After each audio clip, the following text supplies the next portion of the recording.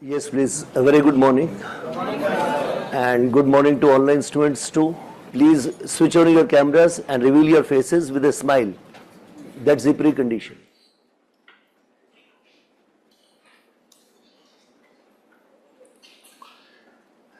Now see, this is our first interaction. So I'm supposed to introduce myself. There is not much to say. I'll just tell you my name. I'm S.K. Manocha.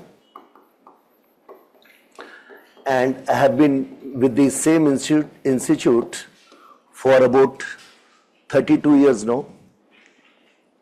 Means no promotion in life. I'm at the same place. And see, I should be asking for your introduction also, but I hope you understand. I'll not seek your introduction. No. In fact, since I cannot seek your introduction, what I do in my first lecture always is that I seek introduction from your side in a different way. I want that every one of you should make a pledge that you will do all you can and you will do all the best you can to get your name in the list the very next year and give that introduction to the world around you, to your cousins, right, to your college friends, and to people at home. Give a different introduction by your selection in the examination. Is okay? Because when you have success, that speaks a lot. So keep working hard in silence and let the success be your noise in life. So give that introduction rather than this physical introduction if I go for it in the class, right? That would be just a waste of time. Now, I'll be with you in this session for certain areas of physical geography, for prelims as well as mains. But since this is our first interaction, so I hope you understand I'll not start teaching immediately. Okay? Since you are starting this big journey, so based on my experience, I'll give you 4 or 5 tips for this examination. Would you like to have it? You have no choice also.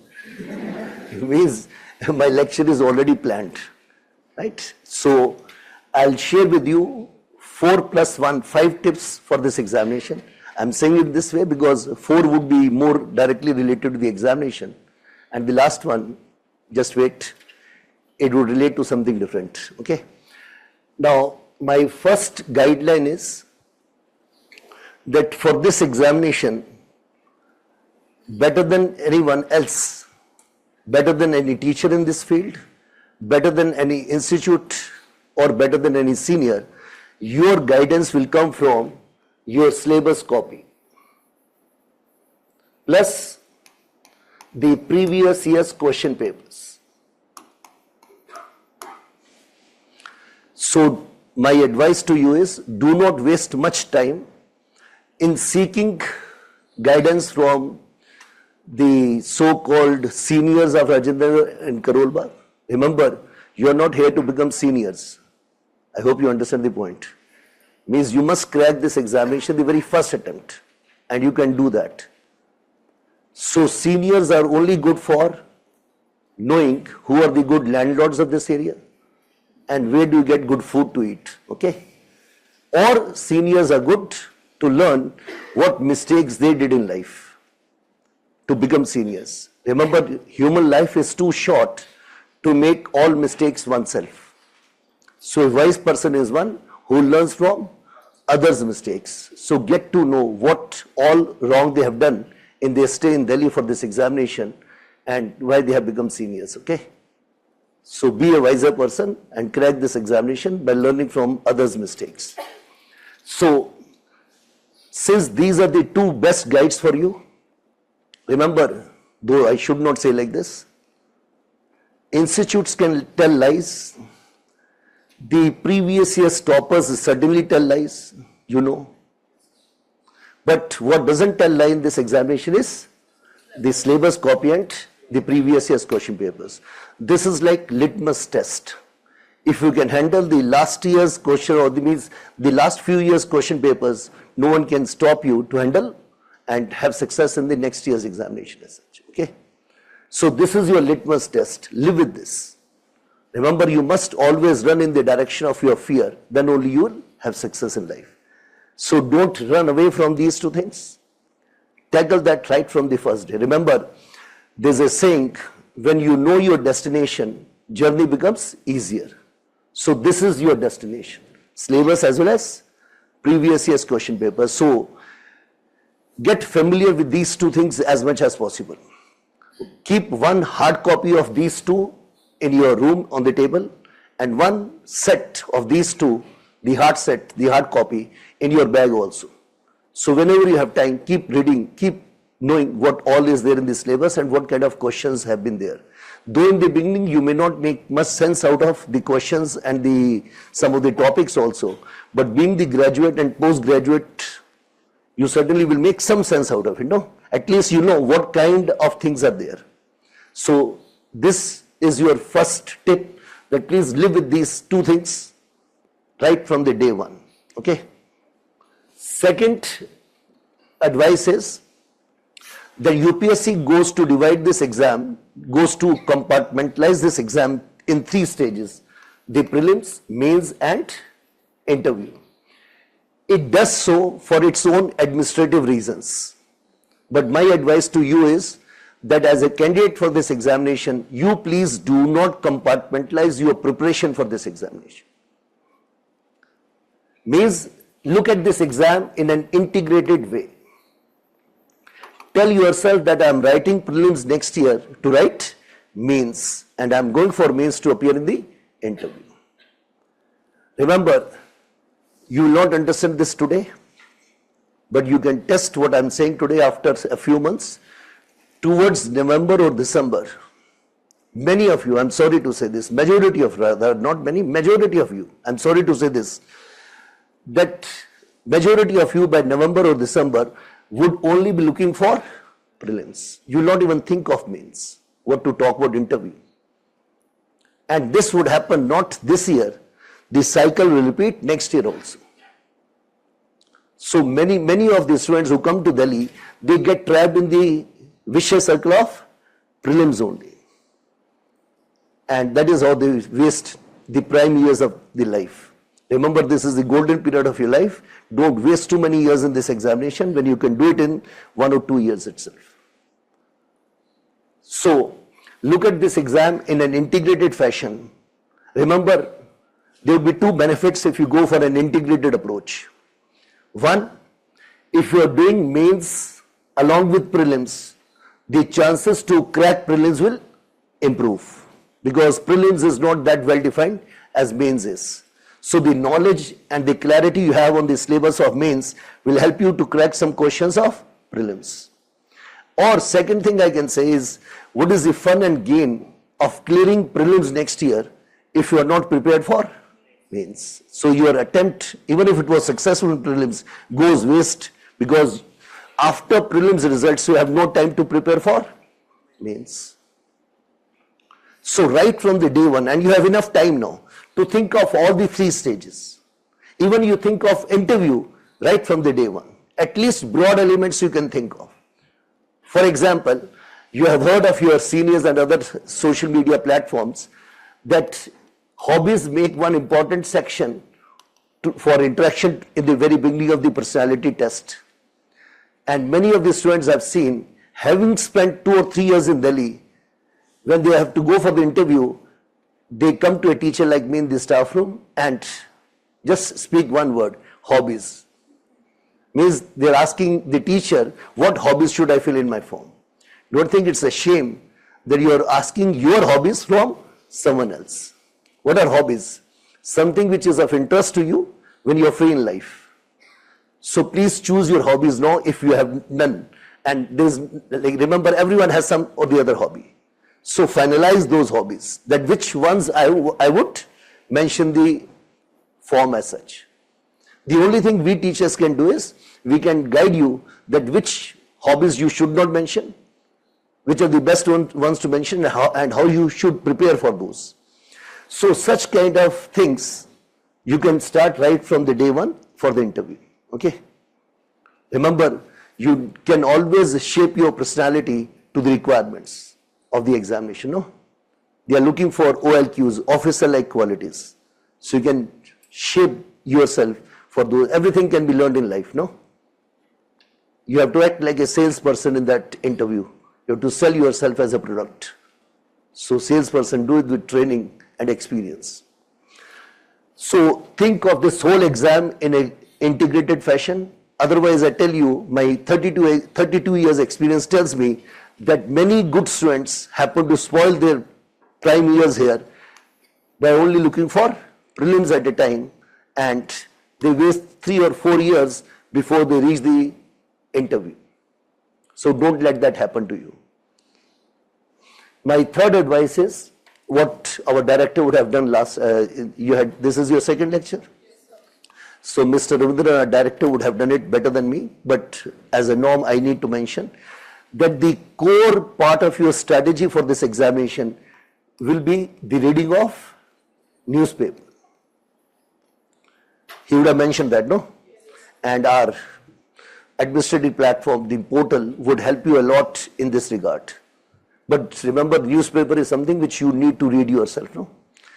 And I have been a student of statistics also.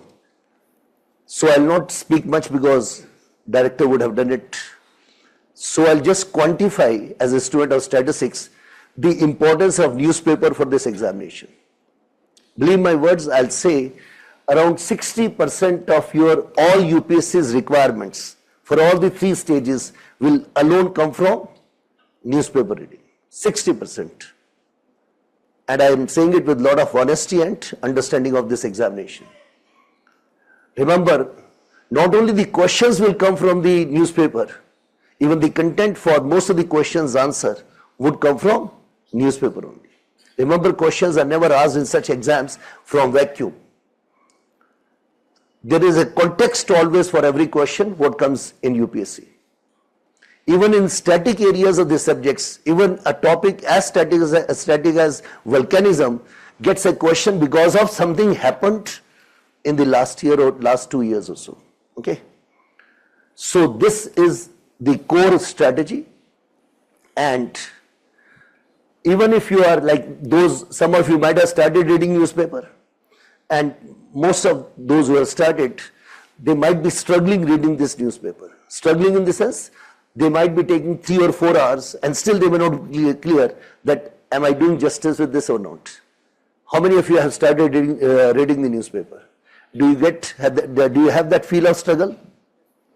So I would say, if you are struggling reading a newspaper, the only advice I'll give is keep struggling. I should not quote someone here, but since he is fitting in this context, we hate that person otherwise. Winston Churchill. Churchill used to say that if you are going through hell, keep going. That is the only way to get out of this hell. So if you find a struggle reading newspaper, advice is that keep struggling, because over a period of time you'll improve in terms of reading of this newspaper more efficiently.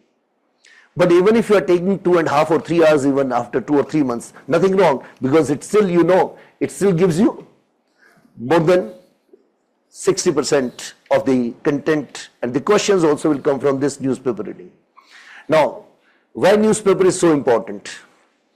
If someone asked me to define what is newspaper, I would say it like this: newspaper is something through which a nation talks to itself every day. So India talks to itself every day for its own as well as for the whole world. So this is what UPSC is interested in, that what India has been talking about in the last 1.5 years. So that is why the questions and the content for answer writing for many papers will come from here only. Most of the questions of paper on ethics, essay paper, and those which are of current affairs questions, and many of the static areas would also get the content from newspaper. And there is one caution here for newspaper reading. In your stay in Delhi, you will find many sources around you where they will give you a very tempting kind of an offer. They will say, don't waste 3 or 4 hours reading a newspaper. Come to us 3 times a week for 2 hours every time. Means within 6 hours of a week, we'll give you the gist of 4 newspapers or 5 newspapers in one go. This offer would be very tempting, no? That you are struggling at home with one paper for 4 hours every day, and someone says, invest 2 hours thrice a week, and we'll give you the content for 4 newspapers of the country. Now, my only advice here would be don't go for it, because there is a saying in Hindi, "Bina mare swarg nahi prapt hoga." And do remember, I add to that, marna bhi khud ko hi hai. So remember, you cannot plan to go to heavens on someone else's behalf. Marna to khud ko hi hai agar heaven jana hai, right? So this is what is true about newspaper. That this is one section of the whole examination strategy which you have to do yourself only. We may give you some help in identifying some important articles and all that. But if you have not read an article, how can you use it for essay paper or paper on ethics? Who knows, one sentence lifted from the article may do wonders in essay writing. Any class or newspaper can only provide you factual content for 1 or 2 questions in the prelims, but not subjective content for majority of your mains and even for the interview. Remember, even interview board is good in asking questions on what? Newspaper. That is the only thing they have been reading throughout their life. No, because they didn't get much time to read other things. Though they are many of them are well-read persons, but because of their busy schedules, they have been focusing only on newspaper. Without that, they can't run administration. So most of the questions in the interview also relate to what has been happening in the world around us. So please make this as the core of your strategy for the examination. Okay? And I mean it, and our director would have told you yesterday, or would be telling it, means you'll get from various sources. Someone is asking me on the online platform which newspaper and all that. This will all reach to you, okay? You just focus on the point. Newspaper can be like, you can be asked for Indian Express or say Hindu and all that, but that all will come to you. We have number of platforms through which you will get all this information. Now, I come to 4th piece of advice here. Now, from many sources around you, especially social media platform, you would have heard or you would have got this feedback. This UPSC examination is the most difficult exam of the country, or one of the most difficult one of the toughest examinations of the world. Now, have you got such a feedback? Yes, please. Now, can I say this kind of feedback, this is the toughest examination, or one of the toughest, is based on only one logic. How do they prove this point? They prove it with the numbers, that how many students take this exam, and then they compare it with the final success. Means with that ratio they prove that this is the toughest examination. Now see, I do agree that this is a tough examination, but I do not buy their argument. Because if one thing which I have learned in last 32 years about public exams of India, and more in this examination, remember my experience has been first-hand experience with large number of students. Means if I see it from statistical point of view, my sample size has been very large. Means we have such batches every year, 30 plus batches. Imagine how much is the sample size we have, and a very representative sample. Don't think in this small room we have entire India present here. Means that's the fun, pleasure I have in teaching such a class, that I am teaching India in one go, because you come from all different parts of the country. So if someone has to see India of youth with ambitions, they should come to our classes here, no? So you have been a very good representative sample, and that too with big size. So based on that first-hand experience of 32 plus years, I tell you that this exam is tough, but it is not that tough as it is made to be. Because, and I say what I say it with a lot of honesty and sincerity, I say as much as 75% of the students who take this examination, I'm sorry to say this, but this is a fact, about 75% of the students who take this exam would make simply a crowd in this examination. Those who are talking about this examination. What is 75%? Those who come to Delhi and talk about this examination for 2 or 3 years. You will find them. And unfortunately, some of you will become part of that crowd itself. So advice is being given that choose which category you are going to be. The crowd is those who talk about this examination. Just talk about this examination day after day. And they spend 3 or 4 years and then they go back without success. So it means every 4th person this examination may offer you a competition, not everyone. So it means, see, I have reduced your competition so much. So be confident now. So this exam is tough. I still say it's tough.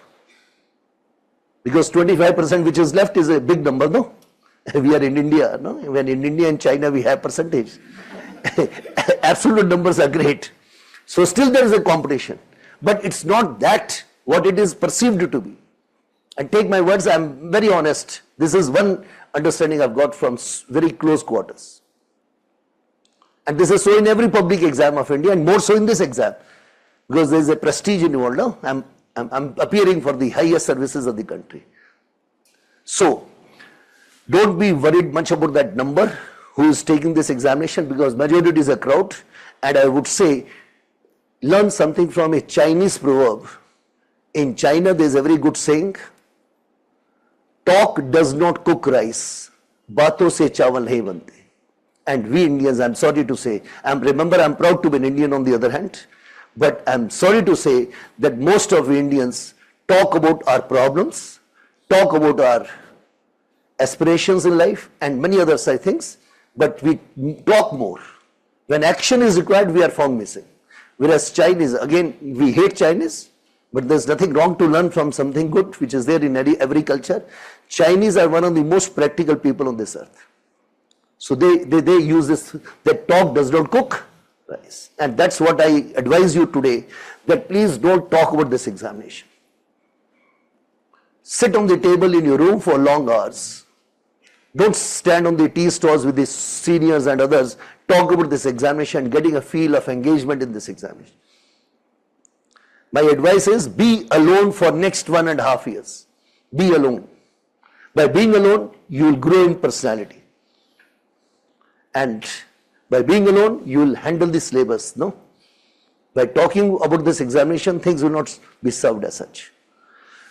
So one, I say this exam is not tough as it is perceived to be because of this reason. Now let me prove it the other way also.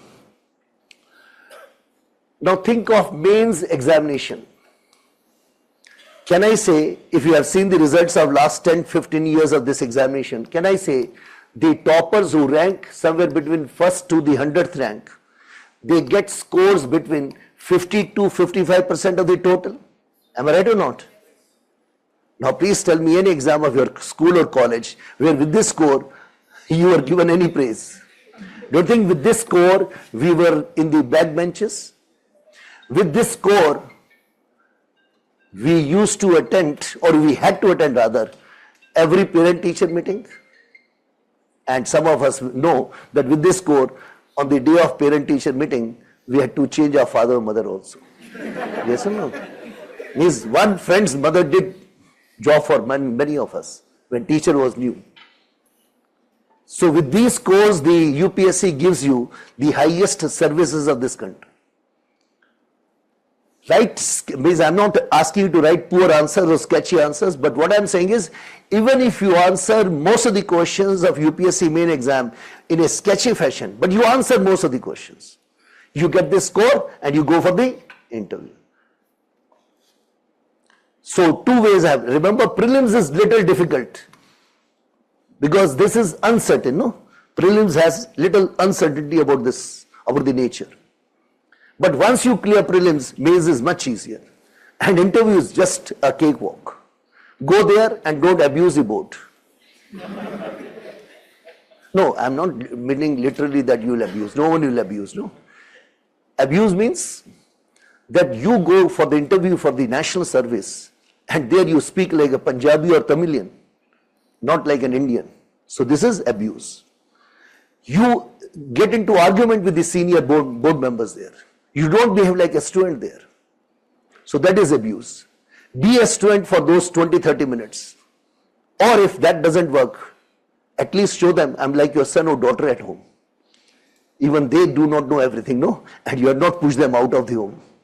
So show them, means just be in conversation with them like an educated person, having a concern for the nation, knows about the problems and the solutions which may be there. So they will give you a push for selection.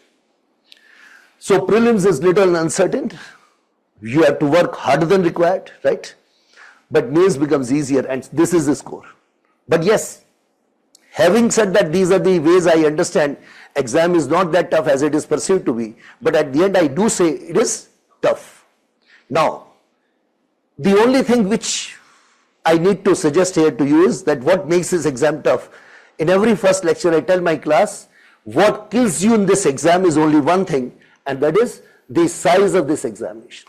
So think of this. What kills you in this exam is size. It means the problem is not that score 52 to 55%. The problem is you have too many papers in the main examination, and in all the papers in the same attempt, mind this word, in all the papers in the same attempt you have to get this average score. Are you getting my point? In all the papers in one given attempt. That is the problem. So what is challenging this examination is size. So if I am saying size kills you in this exam, so if you ask me for strategy, I would say simple. Before size kills you, you kill the size. But I would see every year the students being killed by size. That is why they will first think of the whole exam, but by November they will only think of prelims, and many of those students would fail in the prelims, and next year when they start the cycle, they will believe, I have enough time now, let me start what teacher suggested. Again the same story, integrated approach, but after a few months, again back to the prelims. And I tell you this happens, you will not understand because you have to undergo the process here. But we have seen it happening. So don't let yourself go into the trap of this prelims examination. Please kill the size. So I would give you a very tough target. And it's really tough, very tough if those who will do it. That by end of December or beginning of January, please have 60 to 70% coverage of this syllabus in notes, handmade notes on the majority of the, like from the prelims as well as mains examination. And this is very tough. For this you have to sit from day one on your table for many hours together. Make synoptic note. Remember, if you have to kill the size, then I would say follow one great person in history, Henry Ford. Remember Ford? He gave us many things in industry, assembly line production technique and all that. I follow one of his one advice I find very, very practical. He used to say, nothing is particularly hard if you divide it into small parts. So this UPSC exam is very big, size may kill you. So if you want to kill the size, Ford's advice is that divide it into smaller parts and handle each part every day. So do not compete with anyone in this examination. You have to compete with your own self. Don't make big plans in this examination, because the plan you make this week, next week you are more mature about the examination, so the previous week's plan would go waste. So every time you will make a plan and it goes waste, because your picture about this examination is changing with your maturity, with your stay in Delhi.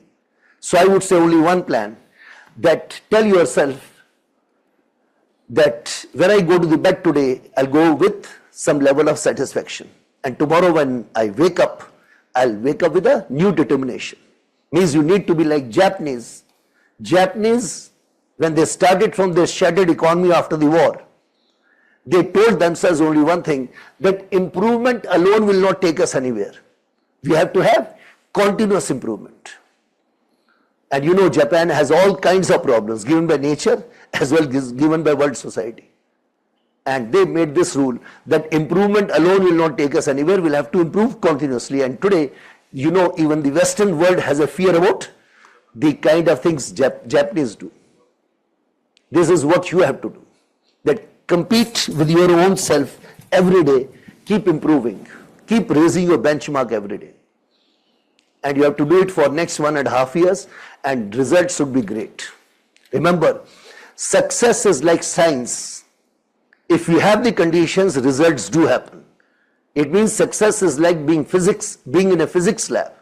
If you set your apparatus correctly, results do happen. Success is like being in a chemistry lab. Mix the right chemicals the right way, reactions do take place. So set your apparatus in Delhi the correct way. Okay, that's what my advice is. So an average student of Indian universities can do this examination if there is a will to crack. If you are willing to work hard for this examination, we need just an average student. And I give a caution to the meritorious students. There are some toppers of the universities of India. They also waste time clearing this examination many a times. Why? Because they misunderstand that their merit of the past will make them pass this examination. But remember, the problem in this exam is size. So before merit, you need to have hard work. You have to kill the size whether you have been a topper or an average student. Because my understanding of this exam is very simple. The year you complete 3/4 of the syllabus of this examination, you have all the reasons to have success in this examination. But the problem is students take too many years to complete that portion. So choice is yours. Are you going to waste prime years of this golden phase of your life, or for this one examination, or you have to crack it in the very first go? Choice is yours. Remember, I don't see fun in those claims where newspaper and other sources say this student did this exam in sixth attempt, and they glorify that result. I see you wasted 6 golden years, no? So please do it in the first attempt. It may be 1.5 or 2 years time, because the exam itself is too long. No, it is not in 1 year's time as such. Now, some students are now having faces expression as if that does this teacher know geography or not? No. So geography I'll show you a little late, but these are also important, no? Because if you do not have the right track, then no results would come. Now, before I go to the other section, let me give one extra advice. That is, like 4 I have given you, no? Now I come to the 5th one, but this is not about exam in particular. It is about your personal life. Now, I am going to encroach in your personal life now. And for that reason, many of you may not like what I am going to say. Every time when I come for such a first lecture, I ask myself not to say this. But when I am in the process, I can't stop. And the point is that in last 32 years in this relationship with the students, I have seen many good students spoil their examination preparation and the stay here in Delhi for the reason when they are in Delhi, they get into relationships. Remember, I understand the age you are in, this is the best age for companionship. I hope you understand, no? You'll agree. And I'm in favor of companionship. Because at the end of the day, no rank in any particular service will give you satisfaction. Satisfaction will come at home, no? With good family life around. With the kids you have at home and with the partner you have at home. That is the final kind of happiness you get in life. With the loved ones around you. But now, though this is the best age for companionship, but I have seen, since this exam needs a focused approach, if you go into that relationship, then you spoil that examination preparation. So I have seen many good students of Indian universities wasting their attempts in Delhi only for this reason. Remember, heart prevails over mind in many cases, no? So your heart will justify. How? Justification will come, half notes I'll make, half notes he or she will make. And I'll come from back and I'll say, both together will fail. I hope you understand. So think of this. I tell you, your heart will justify every step in this direction. You'll say that person is studying alone, whereas we will work as a team. But I tell you, you'll remember, if you are two together, you'll take number of attempts. Perhaps you will not clear the exam. So be alone, I repeat, that's what I said in the beginning. Be alone to your own self for next 1.5 years. You'll grow in many different ways. And you'll be able to have focused approach for this examination. But the problem is, some of the students have already come in pairs from hometown. Yes or no? For them, I have nothing to advise. They should think over. But they have come with the planning only, no? Together we'll go to Delhi. But anyway, the list, like we don't have so much of vacancies also. So, those who are still single,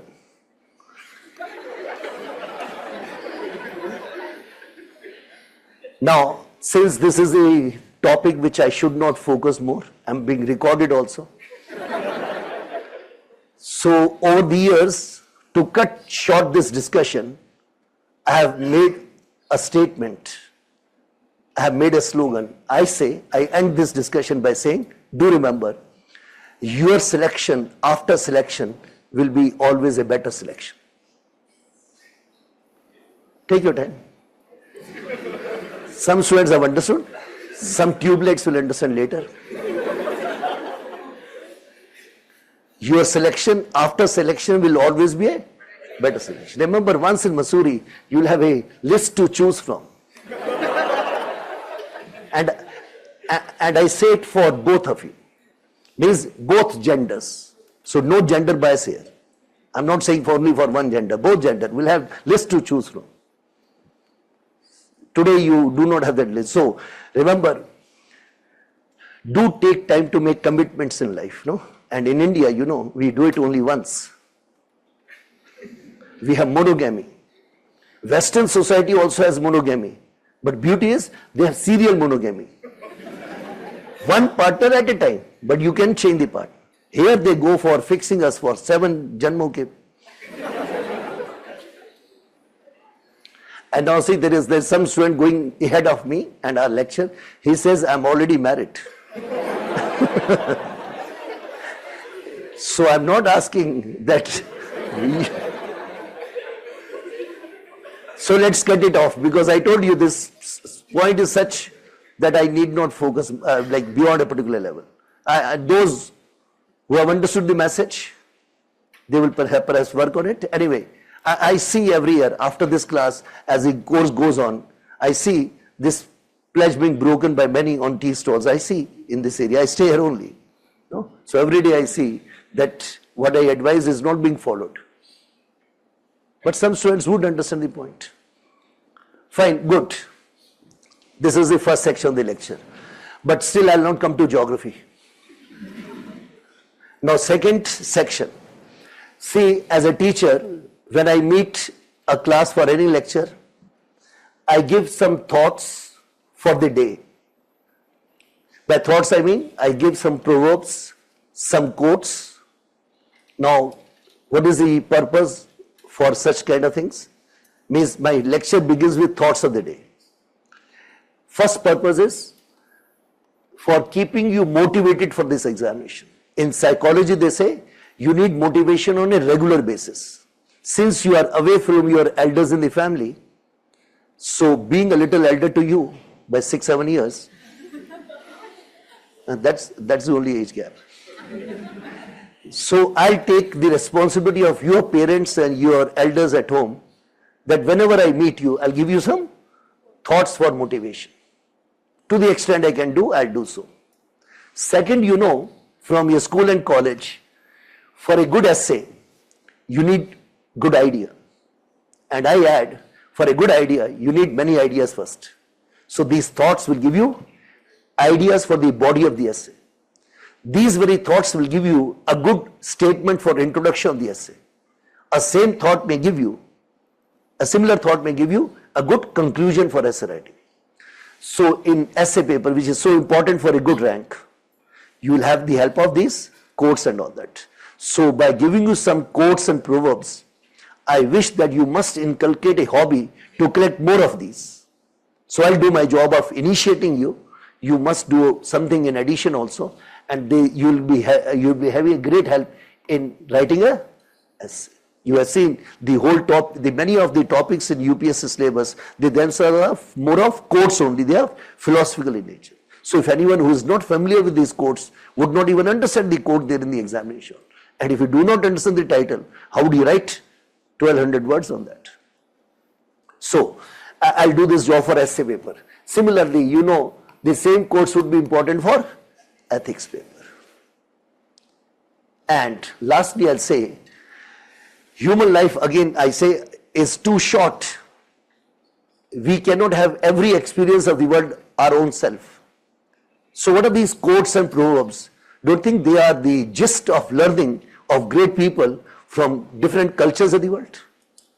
So with no time investment, one thought can teach us a very important lesson for whole life, what we may have to learn otherwise by spending decades of our own life.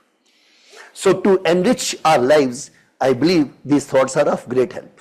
With all these kind of purposes, I have made this practice over the years that before I start my lecture, I give thoughts. And today I'll start with the same practice. And one point here, when I give these thoughts, I do not tell you who said so. Because you know, if we were to remember with every statement the source also, then we can't remember too much, no? Remember what is important, thought or the source? Thought is important for all these kind of reasons. So I make a rule that to remember more thoughts, I'll avoid the source. You can always write wherever you use a thought as someone has rightly said, no? So you need not name the person, but thought must be reproduced to the extent possible the correct way. Now today it's our first lecture, so I'll give you very simple thoughts, and some thoughts relate to my subject. Remember, I have been a student of geography and ecology. I love nature, I study nature, so I'll begin with nature itself. I'll give you two simple thoughts for nature, then for motivation. All are simple, but as I go with the classes, I'll keep raising the philosophical level so that you get trained for that essay paper and ethics paper also. So write a very simple thought first.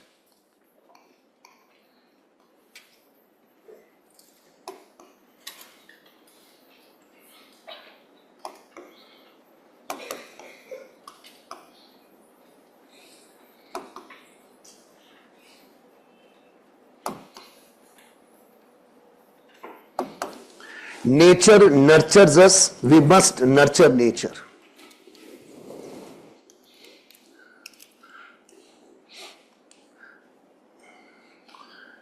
There's a student who said, I'm married, student is writing, should I stay away from my kid and family for preparation? No.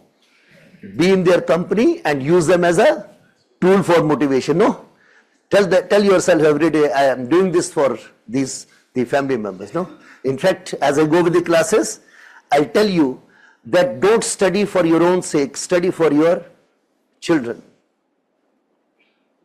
Don't think by being in the services, you can give your children a better start in life. Think of it. With your selection, the examination, you can give your parents a different environment today. This is what is generation improvement, that every generation needs to go for something better. So I would say, as the classes go further, that don't work for your own self, work for the beloved ones at home. Work for your children so that they get a better status in life. They get a better platform to begin with. So no need to be away from your, like, don't misunderstand that I'm here to spoil someone's family life, no. Be with them, enjoy their company, and keep working hard. Second one, let's see how many of you understand the second.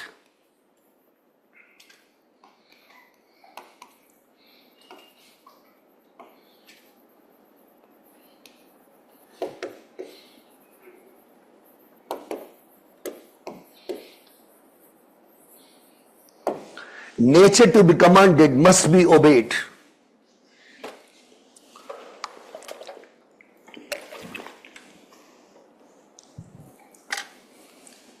What does it mean?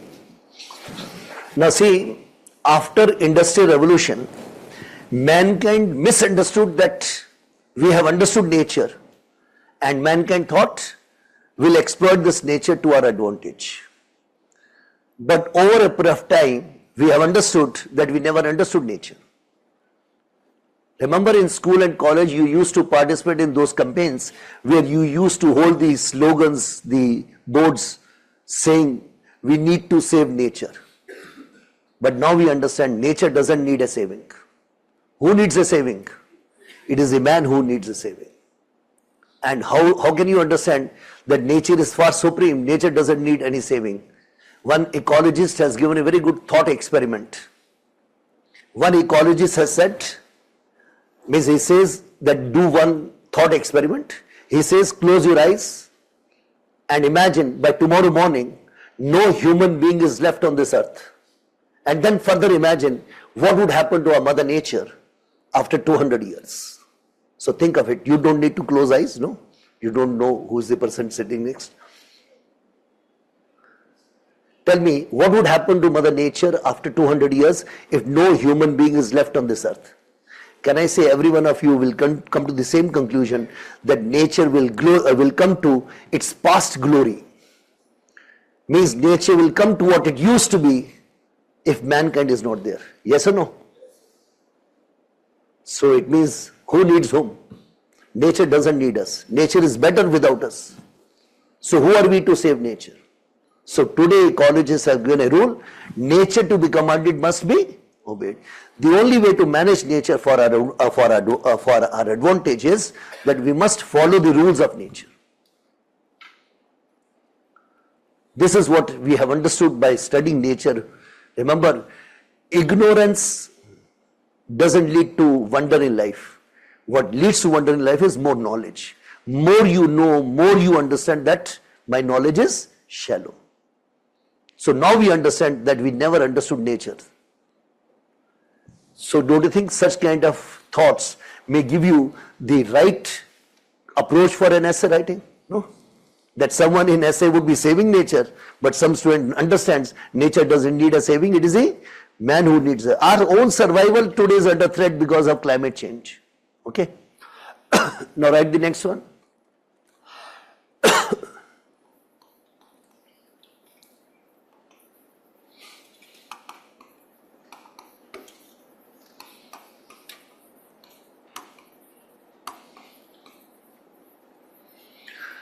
Ambition is the path to success. Remember, ambition has brought you here in Delhi. But is that alone sufficient? No. So I write one more sentence in the same.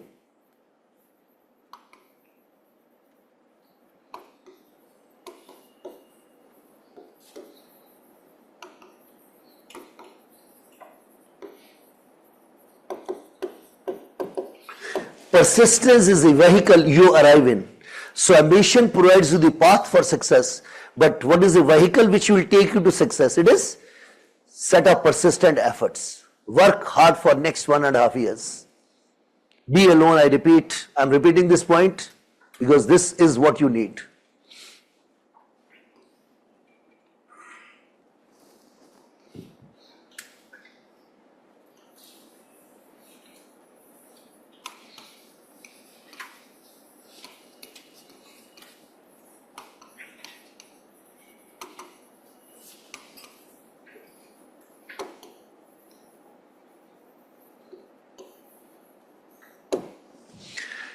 While we are postponing, life speeds by.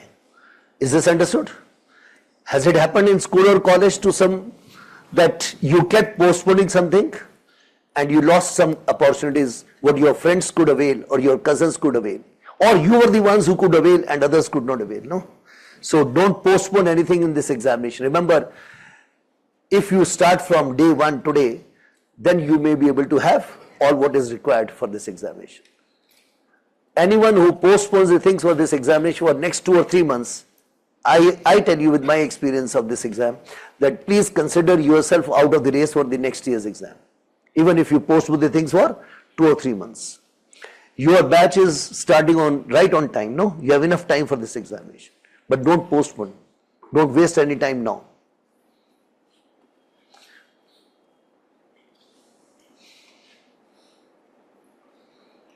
And this is very important for you to remember.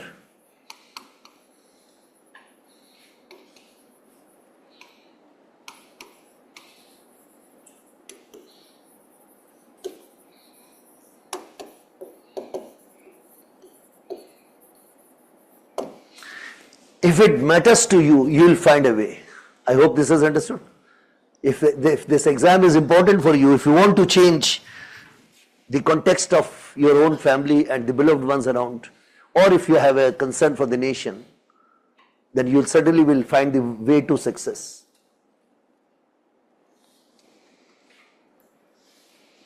The next one is good for essay writing.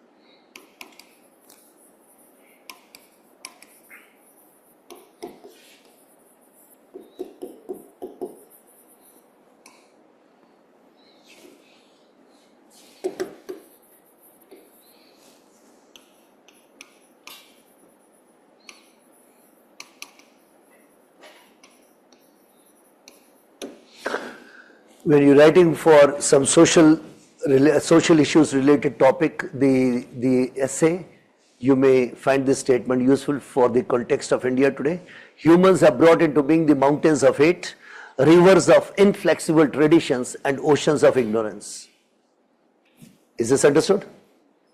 And as the youth in this country, you need to work against it.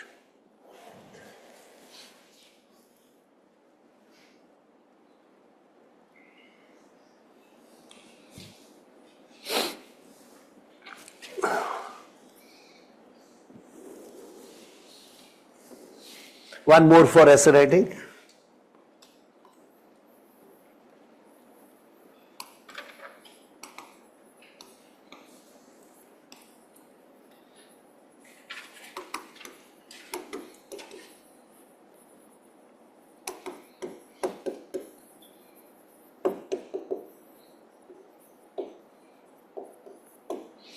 If you think education is expensive, try ignorance. I hope this is understood. Ignorance would cost you more in life in the long run, no? And don't misunderstand, I'm not trying to justify the fee we have charged. Okay, this is...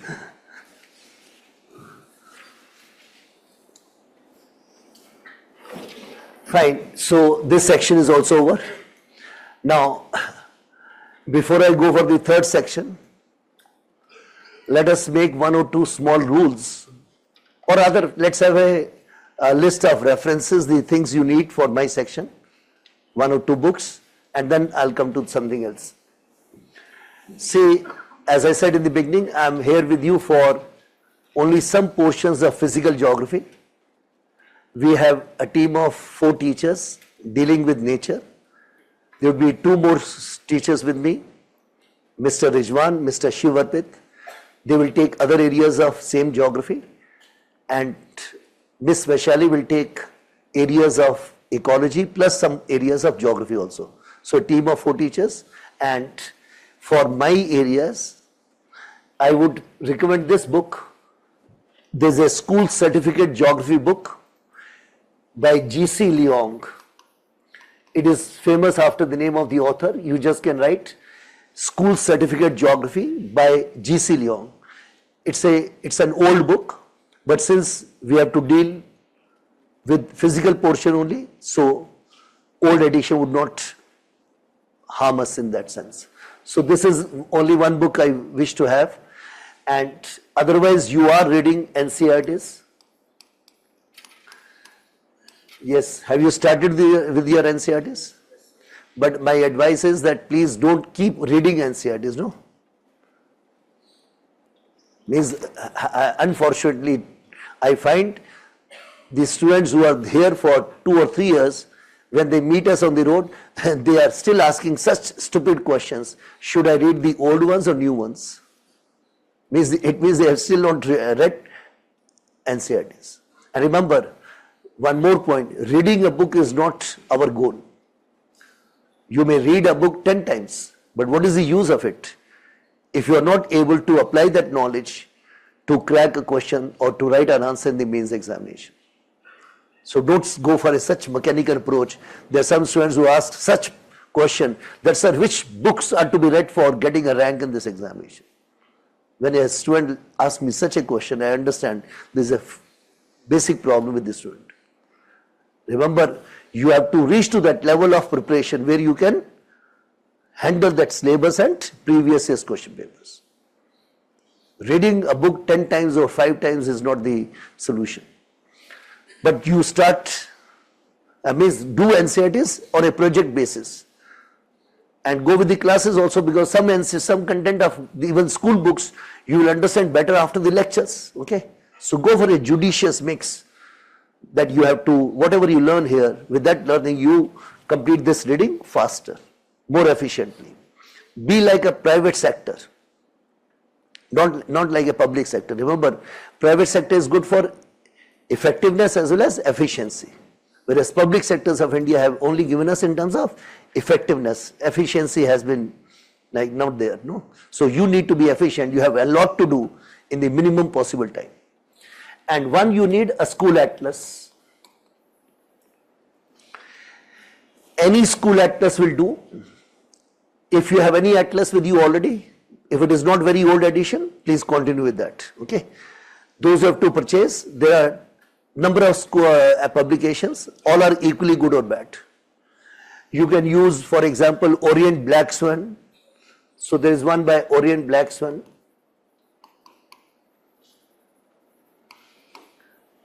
There is one by Oxford, or any other publication, right? And one simple advice for atlas reading. See, some students will ask me later how to use atlas and all that. My first suggestion would be, when you go to school level books like from 6th standard onward for physical geography, you may get different continents being described with their physical features and all that. That is the best way to start. Go to a continent, read the NCERT book, information on that, and trace those major physical features from the atlas. Okay, this will give you overall a knowledge about the world map. Then whatever topics we teachers do, for that map may be relevant. For example, if after a few days I teach you ocean currents of the world, then we need to see major ocean currents in the world map. If other teacher goes for physical geography of India, so the ranges in Himalayas, rivers of India, national parks of India, they all will come in the lectures. Then you need to see those locations. And remember, there is a lot to do in this examination. There is no time for you to rest now. You have to be on your toes for next 1.5 years. Then these kind of things can be done in the first attempt itself. So first get the overall familiarity of the world map through school books from 6th standard onward by sitting on your table, your own self. Then we'll teach you these topics. We'll show you those things in the atlas. Then newspaper will take you to the atlas. Remember, I told you questions don't come from vacuum. So any particular area which is in news for a number of days together, questions certainly would come from that area. Okay. So you need to get familiar with that area. Whatever is in news, if it is there in news for a few days, it means it's an important area. Okay. But one advice here, when you use atlas, please don't be like Arjun. Remember Arjun?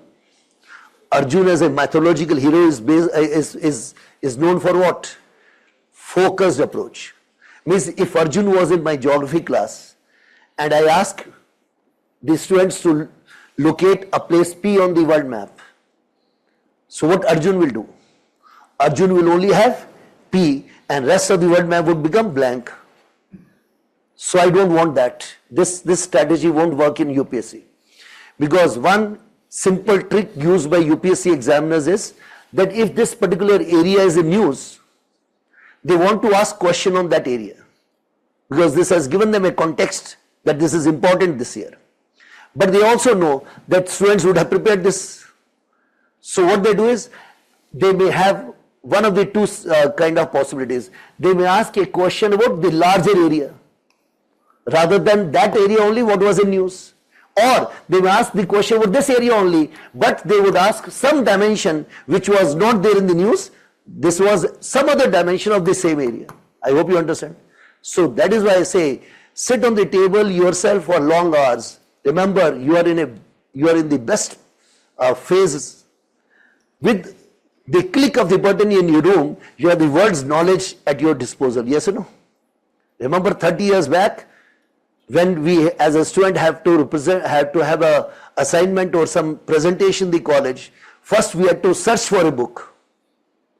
And after days of search, we used to get some good book and then prepare. And today you have everything on your table with the laptop, internet connection. So do wonders. Remember, the only thing you have to do is you have to study.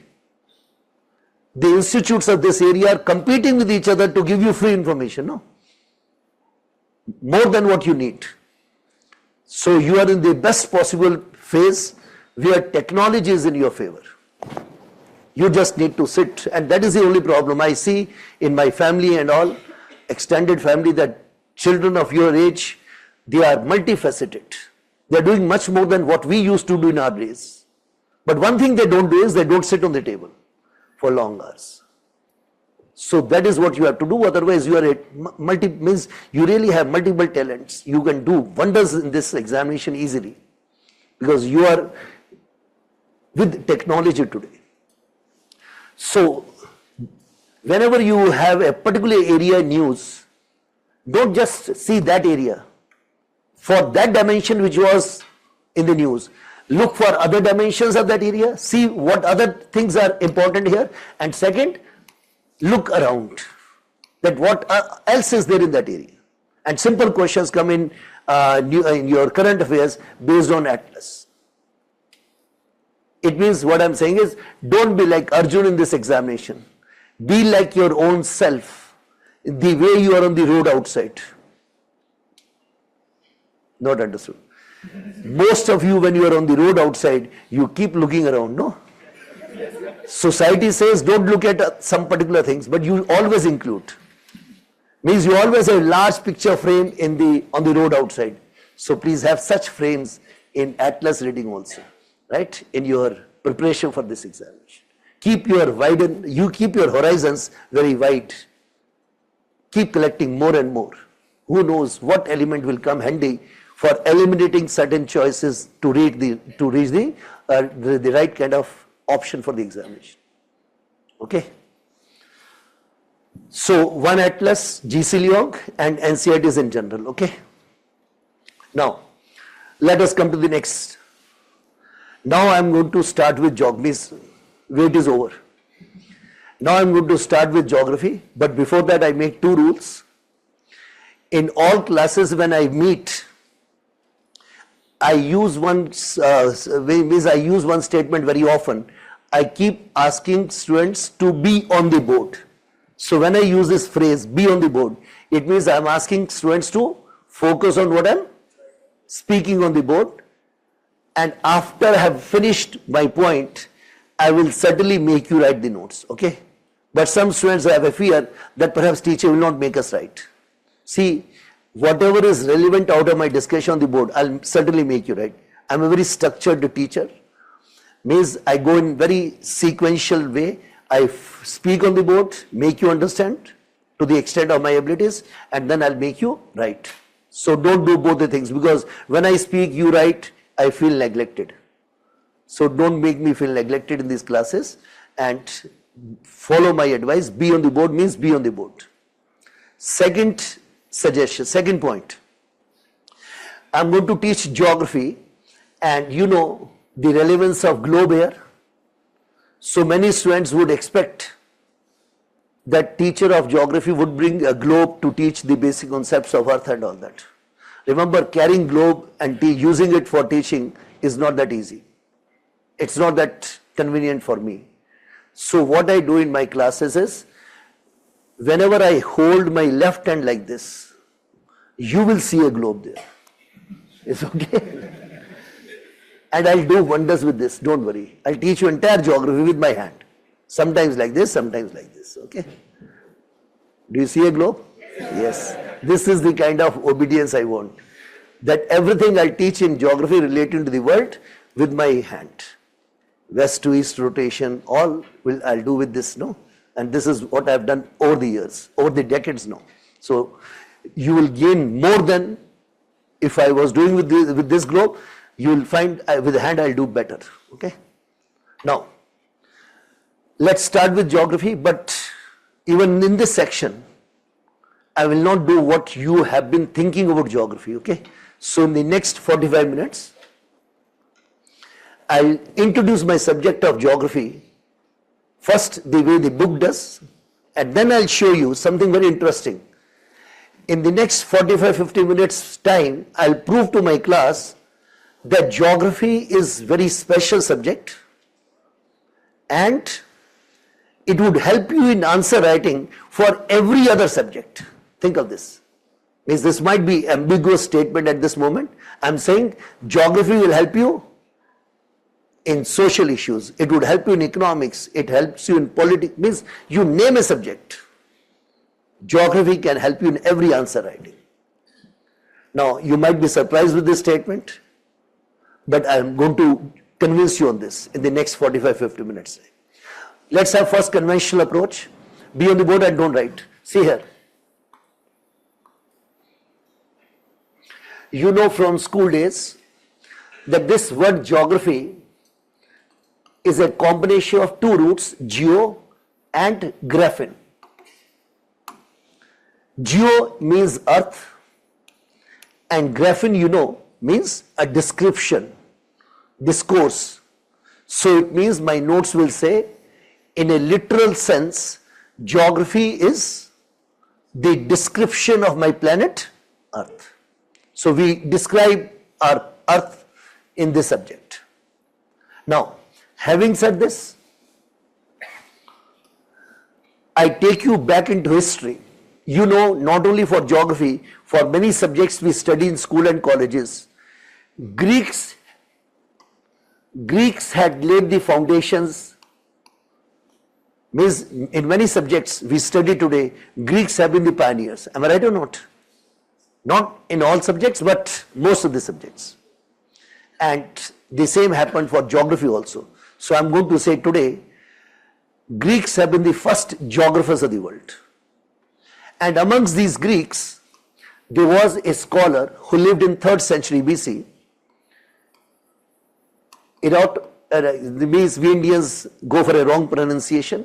Eratosthenes, but the original pronunciation would be Eratosthenes. So we'll say it Eratosthenes.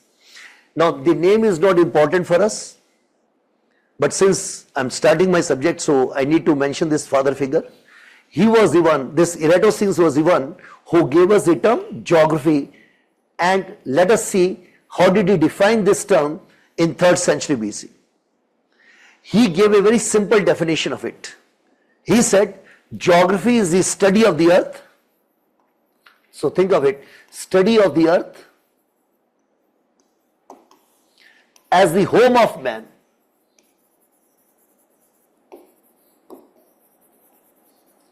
Now look at this simple sentence that he said geography is the study of the earth as home of man. And this definition works well even today, though it was given centuries back. And this sentence also tells us that geography is a very rich subject. See, in most of the subjects, you study nature. In some other subjects, you study man. But this is the only subject perhaps, or at least one of the few subjects where we study man, nature both together and their interactions also. Because this statement should be understood that way. I'm saying it is the study of the earth as the home of man. So it means not only we are focusing on both nature and man, we are focusing on interaction, because how a given area of the world would become home of the man? Don't think to make the area as home, there has to be a particular interaction. Rajasthanis have one interaction with the desert environment, whereas people in the Middle East have some other interaction with the same kind of desert.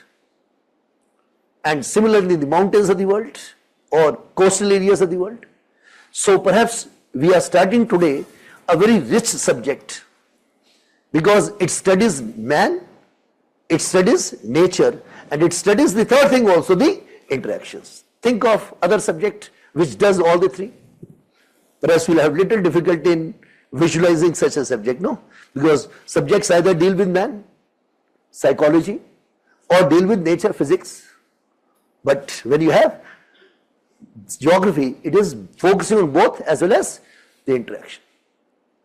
So this is what makes my subject rich. This is what is given in every school book. But I'll go beyond. I'm not saying this is the reason that why I said that this subject will help us writing a good answer in other subjects also. This is not the basis. I'll do something different little later. Now please write 1 or 2 sentences, then I'll take you further. Please write.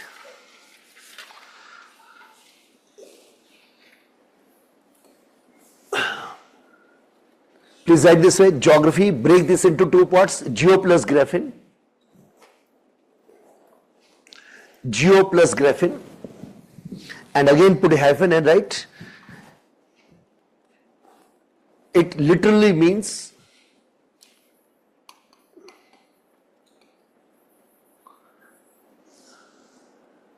the study of the earth as the home of man. It means the study of the earth as the home of man.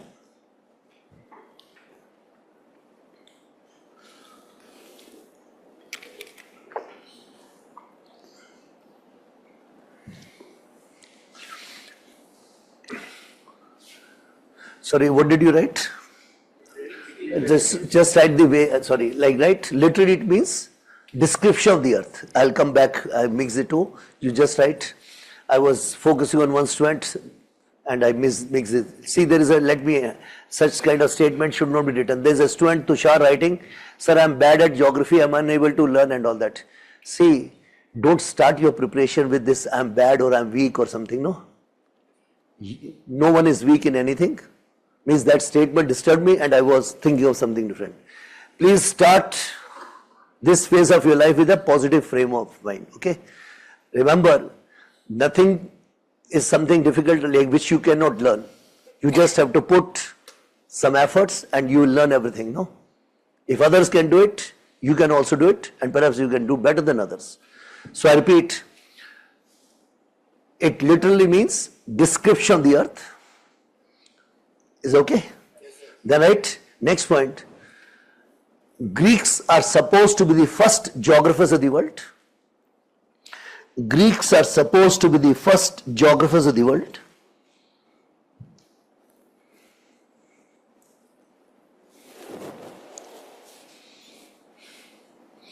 And now you write, Eratosthenes coined the term geography.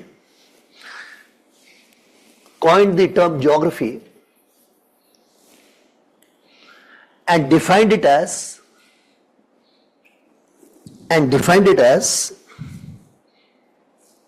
the study of the earth as the home of man.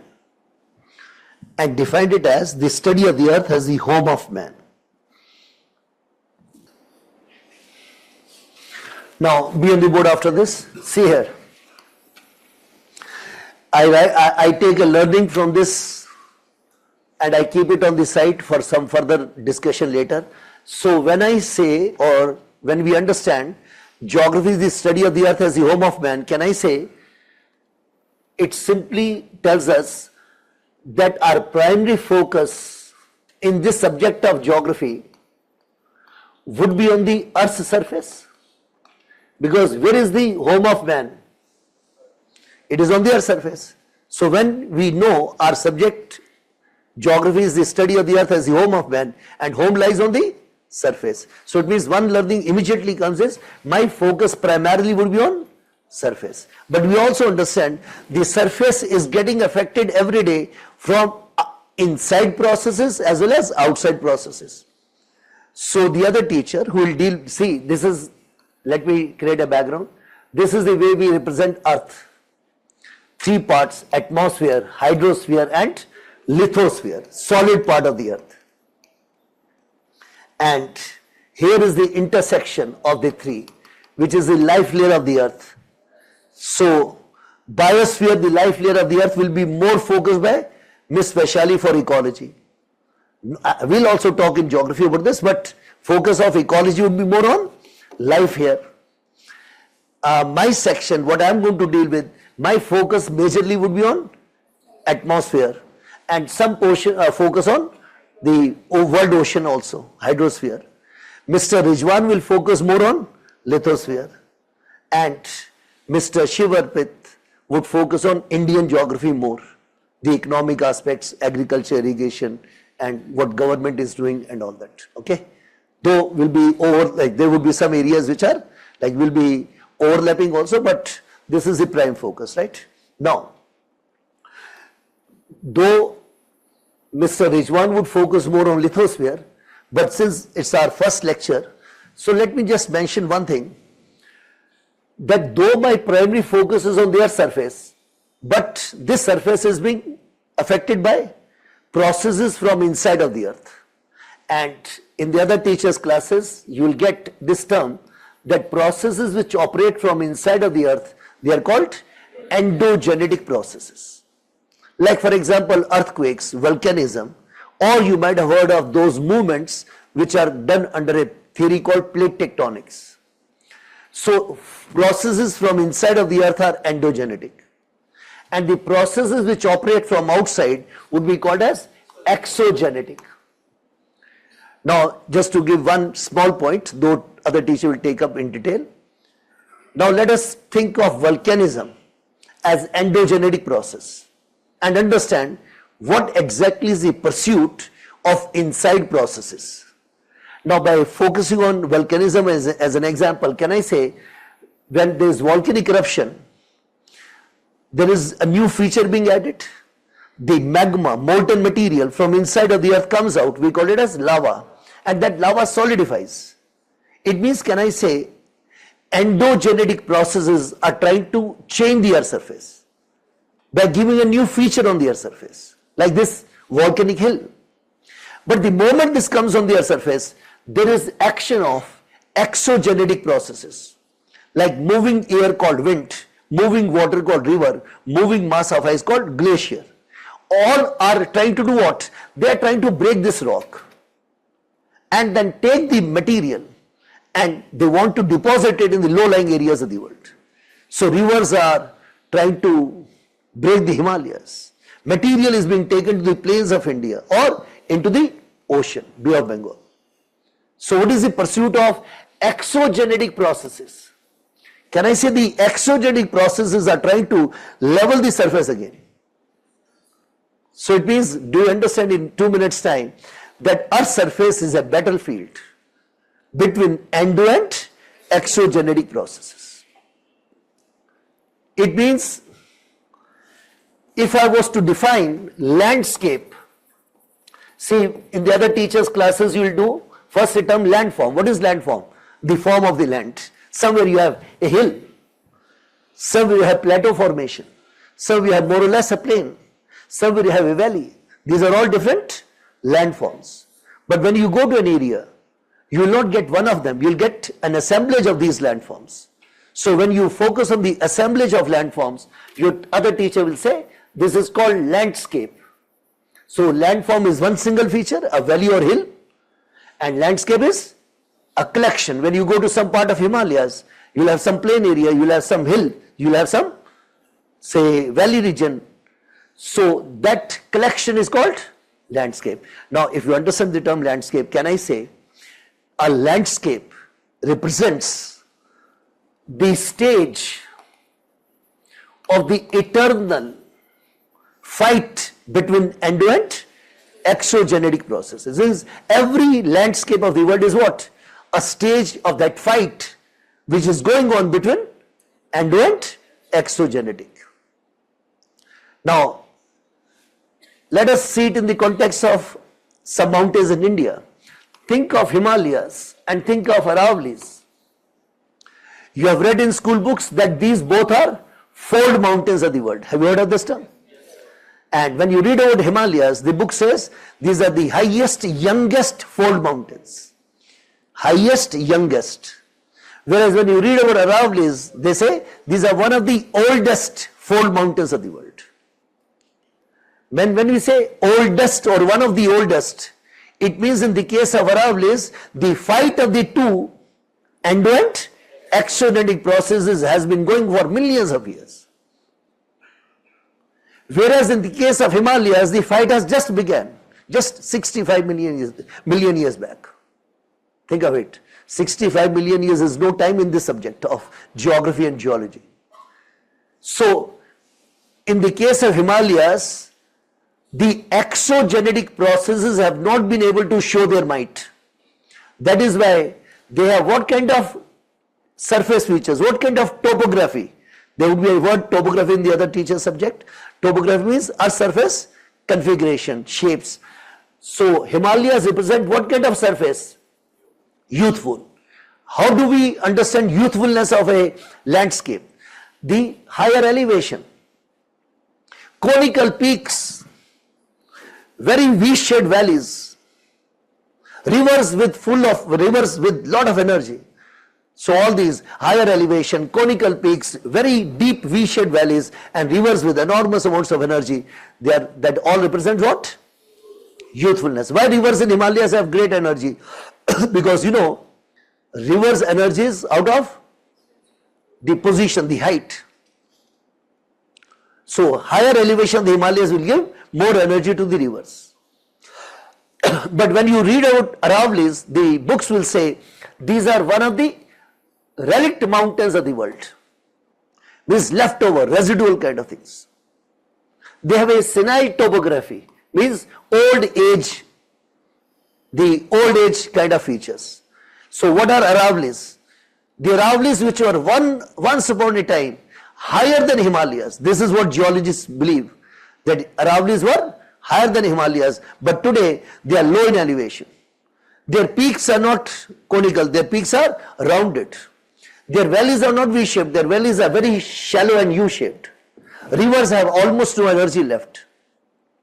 So this is what you understand as senile. So I hope you understand that every landscape represents a stage of eternal fight between endo and exo. Now, this is what other teacher will just do more in detail, so I need not focus much, but I just wanted to tell you our primary surfaces, our primary focus is on this surface, but this surface gets affected by endo and exo. Means we'll certainly talk about these things also. So what you do is, since this is not the main point of the lecture today for me, because it is done in the other classes, so write on the margin somewhere, a landscape represents, right on the margin, always have a margin in the notebook, okay, where you write some extra points of the lecture. And I generally, if you do not misunderstand, I always suggest my students, do have a margin in life also. You never know whom you have to adjust on the way. You will understand after the class, please write. See, keep making your life richer every day. No? So you will find many such elements, people around you, whom you have to keep at the sideline, not in the mainframe. Because mainframe is left for someone. So please write. Please write. A landscape represents the stage of the eternal. Eternal means ever going on. Eternal fight between endogenetic and exogenetic processes. Between endogenetic and exogenetic processes. Yes, is this statement understood? Now, to stop here in this particular statement, can I say it's no need to write, but think of it. Can I say it's something like, man proposes, God disposes. It means endogenetic forces are trying to propose a new feature on the earth surface. And what is the pursuit of the exogenetic? They want to dispose of. That is the kind of fight going on in nature on the earth surface. Okay. Now, let's come back to my section. So, we have got this learning. The primary focus of this subject is on the, yes please, surface of the earth. Now, let's bring a twist to this discussion further. Be on the board. Whenever you come to a tent the first lecture of any subject, you would expect from the teacher, means the subject today is geography.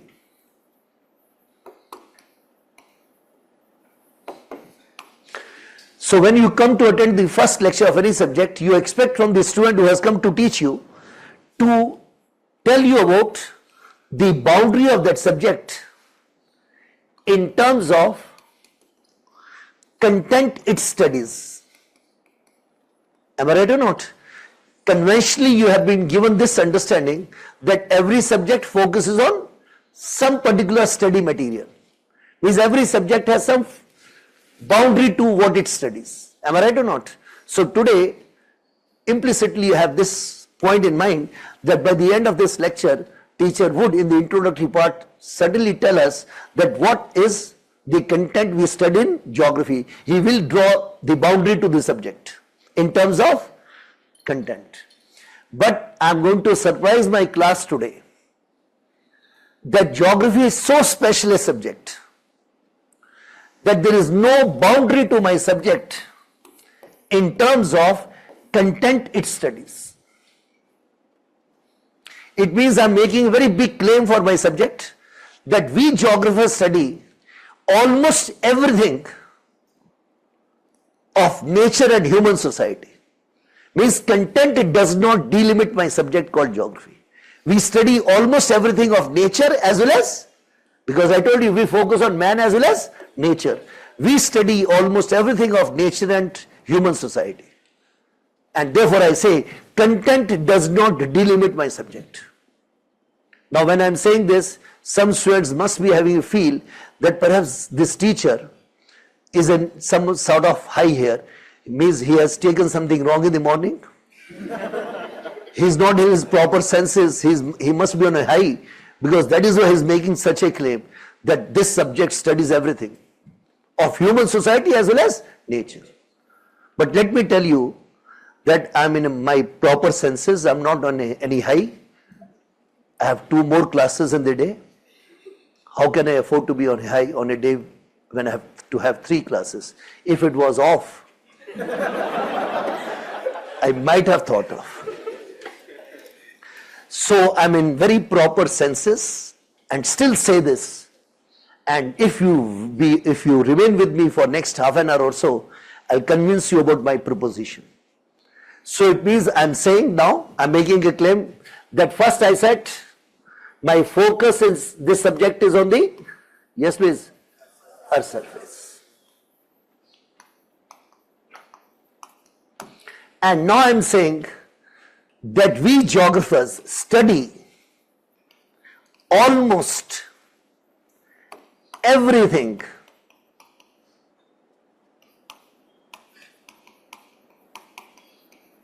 of nature and human society found on the Earth's surface.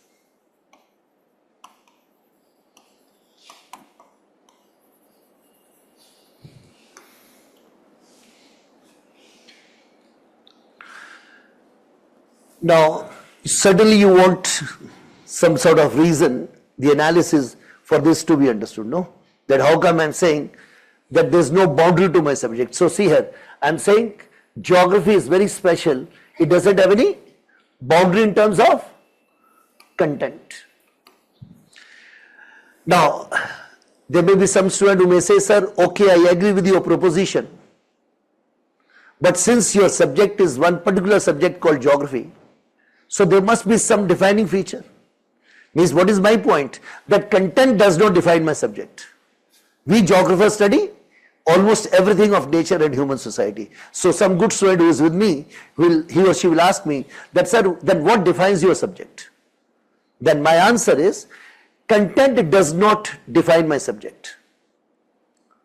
What defines my subject is the methodology, the method, the approach I use. It means as a geographer, I can study everything. But how do I study that thing? That is what makes me a geographer. So what I study does not make me a geographer. But how do I study that? That is what makes me a geographer. So my subject of geography is defined not by the content I study, but the way I study what I study. It means what defines my subject is not content. What defines my subject is the methodology we use.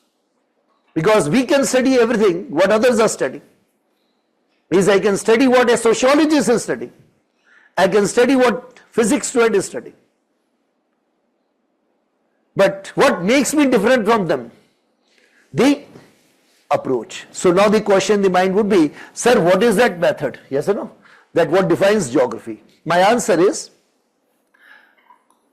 the method which defines me or my subject, geography, is called spatial analysis. Now what is the next question in your mind? What is spatial analysis? Now before I teach you that, let's write this sentence at least, that we have taken a very big point here. So please write, geography is governed by a method. Geography is governed by a method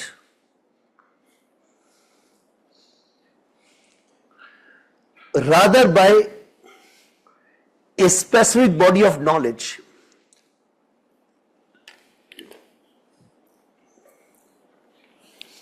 Geography is governed by method, rather by a specific body of knowledge, and this method is spatial analysis. And this method is spatial analysis.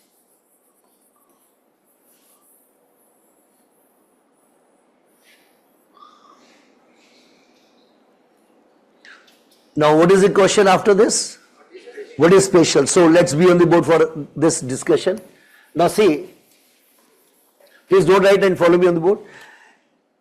When you ask me, sir, what is spatial analysis? My simple response will be, first, that spatial analysis would mean analyzing something with respect to space. So when you analyze anything with respect to space, it is called spatial analysis. But when I say this only, that analysis of something with respect to space is called spatial analysis, many of you may say, sir, doesn't make much sense to us, no? Means you may be looking for some more concrete understanding of it. So what I'll do is, I'll make you understand spatial analysis by giving some concrete approach, by taking you back to school geography. Let's go back to school days and recall what kind of things we studied in geography, and let's also recall how did we study. Now can I say, just to take a few examples, can I say in school geography we studied physical features of the world? Like for example, 4 mountains I mentioned today, like Himalayas, Alps in Europe, or Aravallis. So we studied physical features. Can I say we also studied resources of the world, like oil, like iron and all that. We studied the climates of the world. We studied the soils of the world. We studied vegetation types like forests, grasslands, deserts. We studied volcanoes of the world. We studied earthquakes and many more other such things. Am I right? Let's see, let's recall how did we study, by taking 1 or 2 examples only. How did we study physical features like 4 mountains? Can I say our school book or our school teacher under 4 mountains first defined what are 4 mountains? Having defined the 4 mountains, they gave us a map with the distribution of these 4 mountains. And through that map distribution, we were told that there is a spatial pattern of distribution. Means we were told that 4 mountains are not found everywhere in the world. There are certain locations only where you have the 4 mountains, like for example Himalayas, were seen at the junction of 2 plates, the Indian plate and Eurasian plate. Andes were seen at the junction of the Pacific plate and South American plate. So we were told with the distribution of the 4 mountains on the map that there is a spatial design, there is a spatial pattern. Then the same school teacher, the book made us understood why the pattern is the way it is. They gave us a reason for the existence of these fold mountains at certain locations by certain processes of nature which we cover under the theory called plate tectonics. Then after this was done, they gave us some features that how these fold mountains have evolved over a time. That Himalayas have youthful, whereas the Aravallis have senile topography. Then some resources and other such things were given. That how these mountains are useful for physical things or resources in general. Am I right? This is the way we did it. Yes, please. Let's have one more example. Let's come to resources and focus on oil. How did we study oil in geography classes as a resource? So first teacher defined what is a resource. Anything which brings utility to mankind is called resource. Then under resource classification we identified oil. Then we were given again the map with the distribution of oil. Then again we were told there is a spatial pattern. The oil is not found everywhere. There are certain locations of the world where you have surplus oil. There are certain rocks of the world which contain oil. Then we were given the reasons why there is such a spatial pattern. Then we went to the practical usage of it and we were told oil has lot of geopolitics attached to it. Yes or no? So 2 or 3 years back there was a question in the main exam, right from the newspaper only, just to justify what I was saying earlier, that they asked in 15 marks question the main exam, that discuss briefly the unequal distribution of oil, and then second half of the question, which was the major portion, they asked that discuss all what has been relating to the politics of this oil in the last 1.5 years, focusing on the price of the oil. So don't you think this question comes from last year's happenings, that how politics in the world was affecting the price of this oil. So you can, by reading NCERT, you can just write the introduction part, the unequal distribution, no? But to write the second half, the major part of the answer, you had to have the knowledge of that year's happenings. That's why if you get if you are investing 4 hours in the newspaper, nothing wrong with that. In the same year, there was a question on volcanism. The first part of the question said, discuss briefly which are the major ejections out of a volcanic eruption. Conventional thing. But the major part of the question says, discuss this volcanism in the context of last year's important eruptions. Because in that last year, we had more eruptions than generally we get otherwise. So it means more eruption in a particular year gave us a reason for that question in the exam. Remember, every good examiner wants to justify why did I ask this question. It was not because of my whims and fancies. The context needed this question, that I wanted to know, is a student in this country aware about what is happening in the world? He or she is well informed or not? So they want to take you away from the books, but at the same time, they have to have something of the books relating to what is happening in the present times. So it should not be some university examination. It should be something with the times, that what the world is talking about at a given point of time. So you know there is a lot of geopolitics of the oil resource. Now can I say the same way we studied rest of the things? Yes, please. In everything we first said what it is, then we went for the distribution, then there was a pattern of it, we studied why the pattern is like this and rest of the related things. So I would say this is what we have done. This is what is called spatial analysis. What I am doing? I am seeing oil with respect to space. When I am going for spatial pattern, I am looking at the fold mountains in terms of pattern, space. I am relating fold mountains of the world to space. So this is what I was saying. When we analyze something with respect to space, it is called spatial analysis. But can I say, most of our school teachers, they did this only, but they never told us that this is called spatial analysis. Am I right or not? Means I am not saying school teachers are not good, but the way they have taught us, majority of them, they never told us this is called Spatial, because most of our schooling was mechanical. So school teachers should have told us that geography is all about spatial analysis, and we are doing this. Don't you think? Perhaps even in a topic we otherwise would not have done it. We would have written a good answer in the exam if we were knowing that we have to do simply a spatial analysis. But we did all numerically, or mechanically, that we didn't understand what is being done, but we just copied it the way it was done in the class. So is everyone okay that this is called spatial analysis? Now, let's take this discussion further. Now look at the entire list.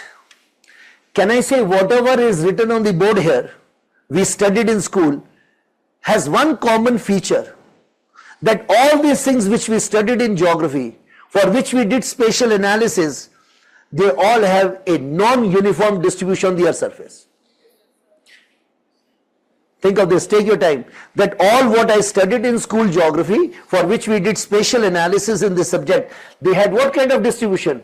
They had a non-uniform distribution. So my point now is, the things which we study in geography are having a non-uniform distribution, and as geographers, we do a spatial analysis of that how it is distributed in that non-uniform fashion, and then we investigate the questions like why it is so. It means, I hope you understand this point, that if this is my earth surface, and on this earth surface, if something is available everywhere, then I have no reason to do any spatial analysis. Means, when would you need a spatial analysis? When you have non-uniform distribution. If there is something which is available everywhere, where there is a scope for doing spatial analysis. Are you getting my point or not? It means my discussion is saying those things of nature and human society which have non-uniform distribution to some extent, to that extent we can do spatial analysis. Is okay? So geography is all about the spatial analysis of those things of nature and human society which have a non-uniform distribution. If this is good, if you have understood this point, so if anyone wants to prove me wrong in this statement, think of this now. If anyone wants to prove me wrong in this claim which I made, I say, give me one good example. It should be good. One good example of anything from nature or human society which is so uniform that you say, sir, this thing of nature or human society is so uniform that it doesn't need a spatial analysis, and therefore you cannot include this in your subject geography, and therefore you go wrong in this claim. So, have you understood my point? Tell me anything of nature or human society, but it should be a good example, which is so uniformly available on the earth surface that you say, sir, there is no scope of spatial analysis for this thing, and as a result you can't include this in your subject, and therefore your claim that you study almost everything of nature or human society is not acceptable.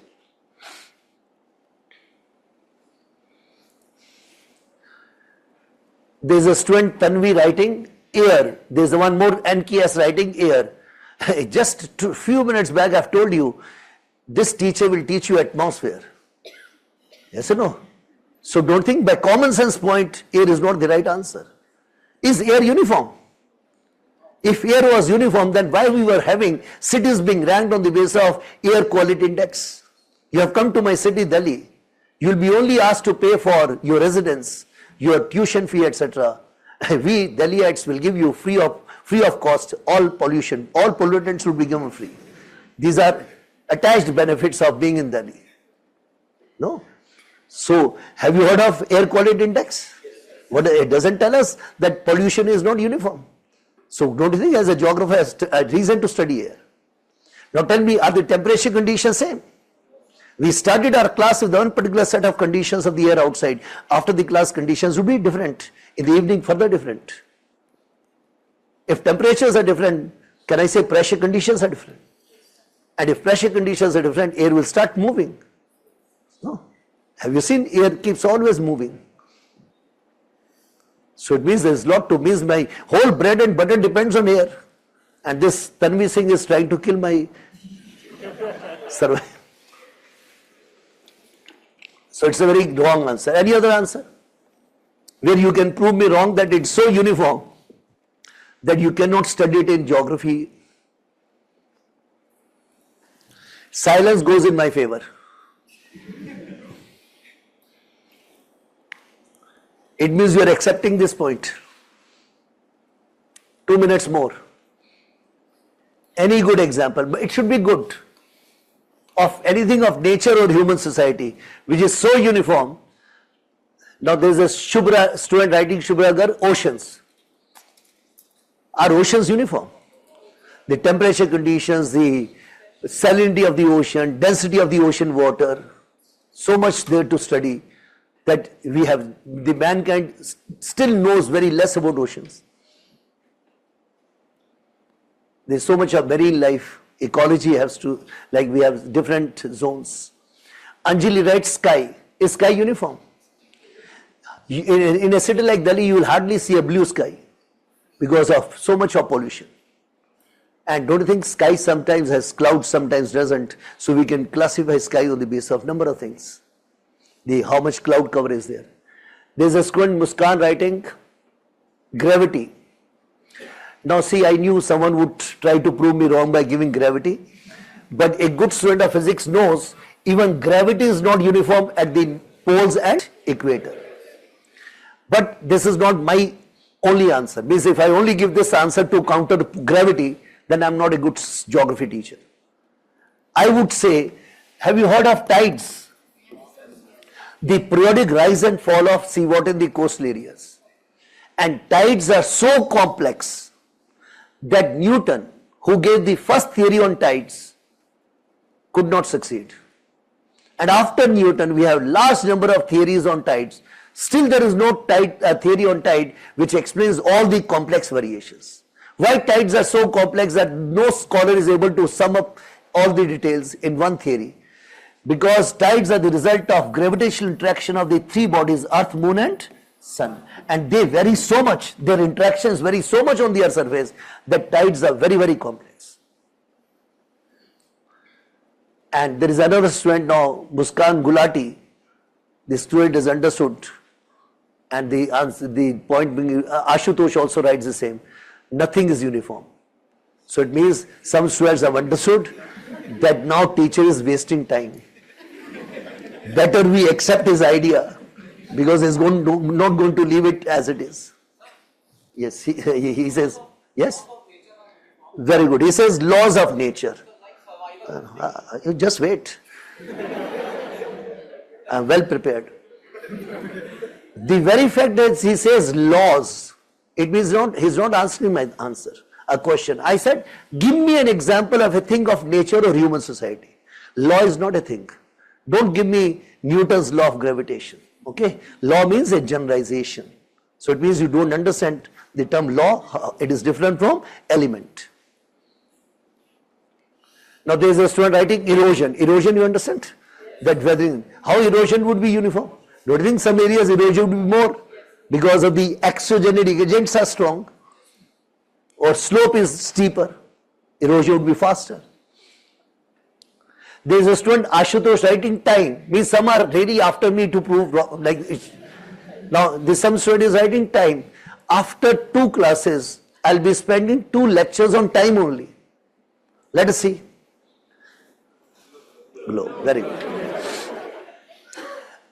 After 1 or 2 classes, I'll teach time. I'll say, Earth rotates west to east. Those places which are on the east would have the sunrise earlier. So New Zealanders, Australians, Japanese would be ahead of we Indians because they have sunrise earlier.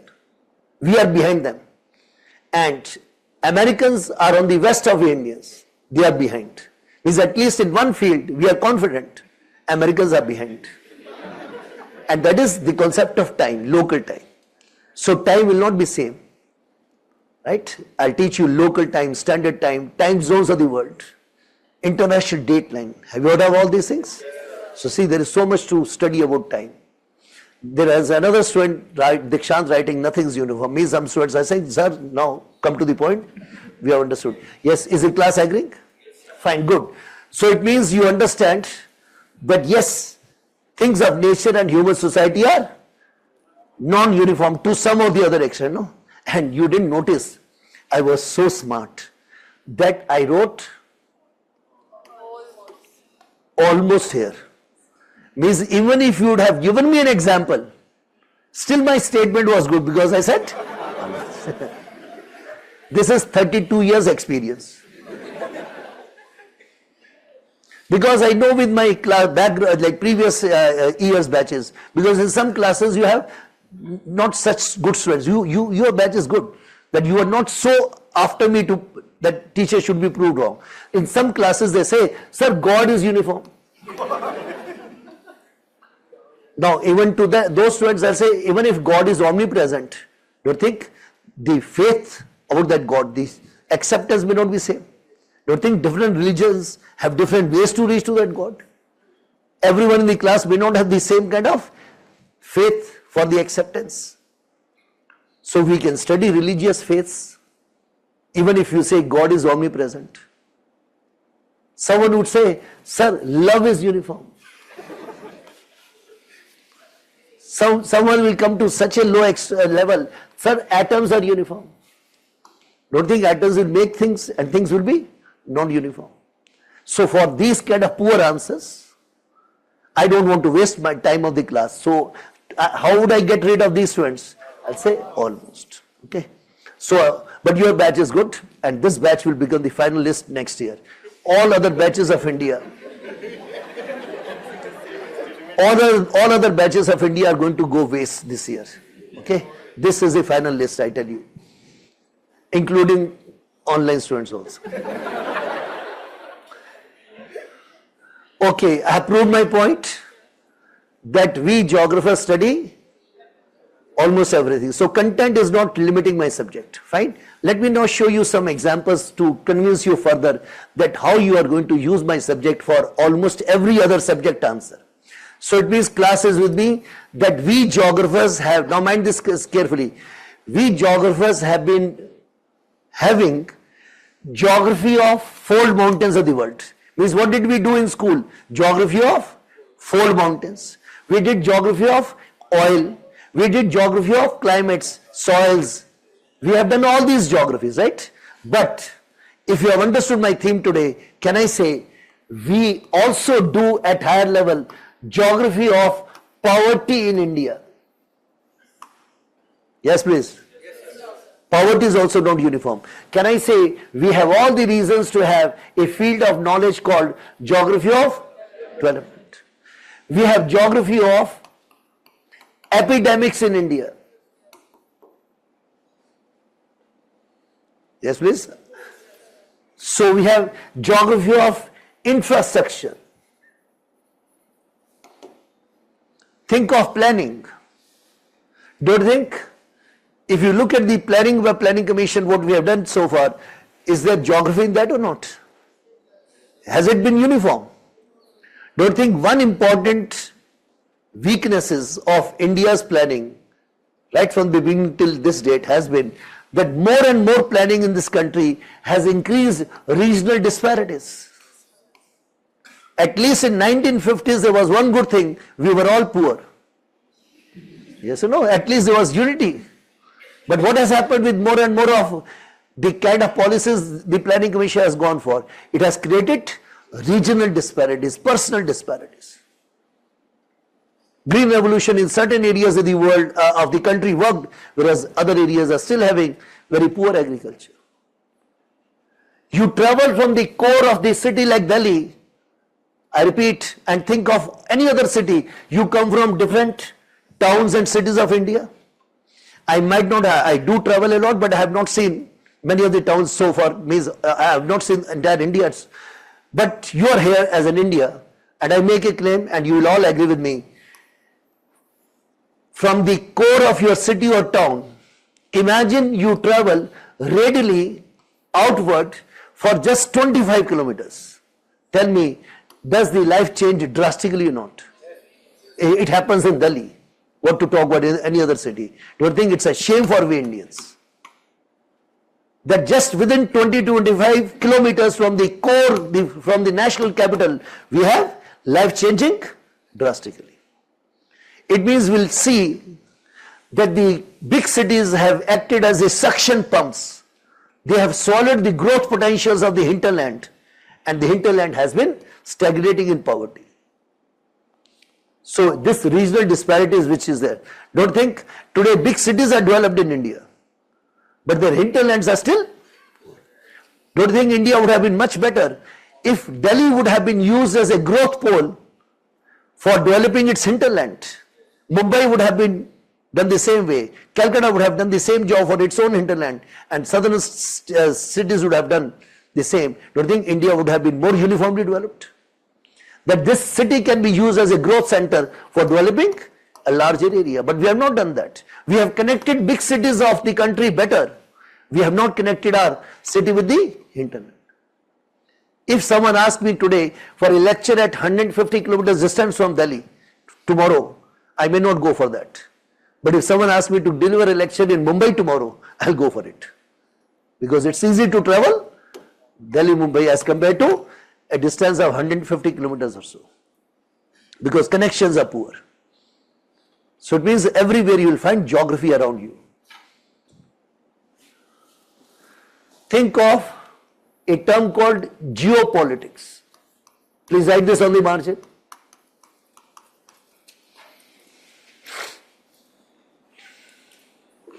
What is geopolitics? You will be studying this with other teachers in different subjects. Today I'll say geopolitics simply means geographical causation. Geopolitics means geographical causation of international politics.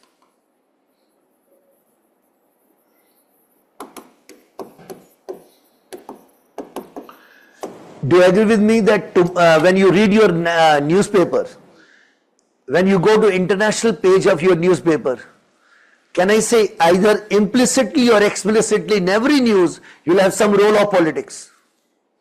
Think of it. On the international page, take any news item, I say either implicitly or explicitly you have the role of politics, and that role is called geopolitics. Now let me take you to history. Napoleon used to say geography rules the politics of the nations. Write this also on the margin, may be useful for essay writing. Napoleon on the margin. Geography rules, he said, geography rules the politics of the nations.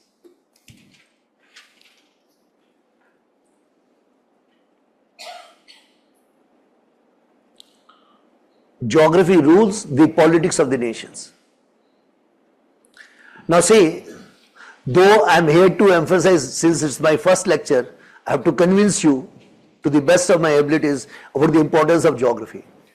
But being a fair student, I would also say, though Napoleon said geography rules the politics of the nations, but since the times of Napoleon to the present time, the importance of geography has declined also. Means if Napoleon was here today, he would not make this statement. Because today geography is one important determinant of international politics, but it doesn't rule the politics. Because some new things have happened since the time of Napoleon. Can I say military technology has changed? Today Americans sitting in America can fire a missile to a particular location of Afghanistan, yes or no? So it means geography of Afghanistan, which was a problem for them, is no more a problem. Similarly, information technology, has it brought the world together in many ways? Then we have created certain regional and the world organization. Think of United Nations. Don't think a poor country, poor in the sense a vulnerable country, a small country with a strong neighbor nearby, is confident that if there is a problem from this big neighbor, there is a platform available, United Nations, where I can seek help from other countries. So in this sense, geography's importance has declined. And much more important, can I say, globalization is also killing the subject of geography. What is globalization in the true sense? That world is my market and world is my workshop. That as a manufacturer, I want to manufacture my product at the place where the cost is minimum, and I want to sell it at a place where the price is maximum. So all these developments have reduced the importance of geography. But even today, geography remains one of the determinants of international politics. So it means without geography, you will not have any international news. To some or the other extent, you will have the importance of geography. Now let me surprise you with something else. So now I've told you there's a geography of epidemics, geography of medical technology, geography of everything, what you have, poverty, development, and all that. Now see what I do. And you'll be surprised that even this is done in geography. I say, today we also study geography of terrorism. And be honest and tell me, did you expect that in the first lecture of geography, the teacher will use the word terrorism? You never expected that in the first lecture of geography, teacher will use the word terrorism.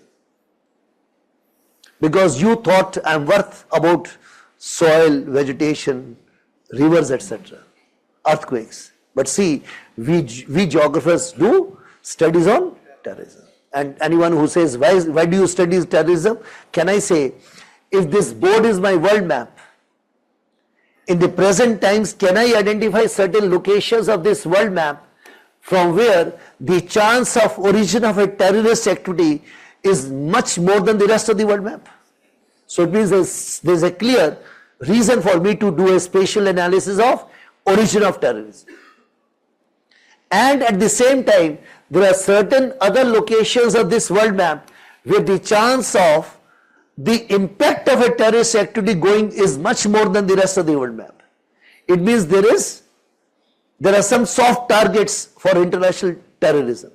So tell me, can I do a spatial analysis in terms of origin as well as the effect or impact of terrorism? It means we have all the reasons to study what is called geography of terrorism. Means no study on international terrorism is complete with the help of a geographical analysis. Means we geographers have a role to play in those teams which suggest the government what kind of policies you should have for international terrorism.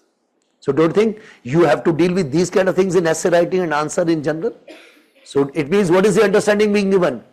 So my advice to you today is that after this lecture at 10 a.m., you must become a part geographer. It means right today, from today onward, whatever you write on, speak on, do relate that phenomenon to the map of India or map of the world.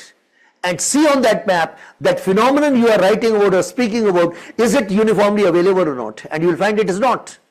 And then to the extent it is non-uniform, do a spatial analysis of it.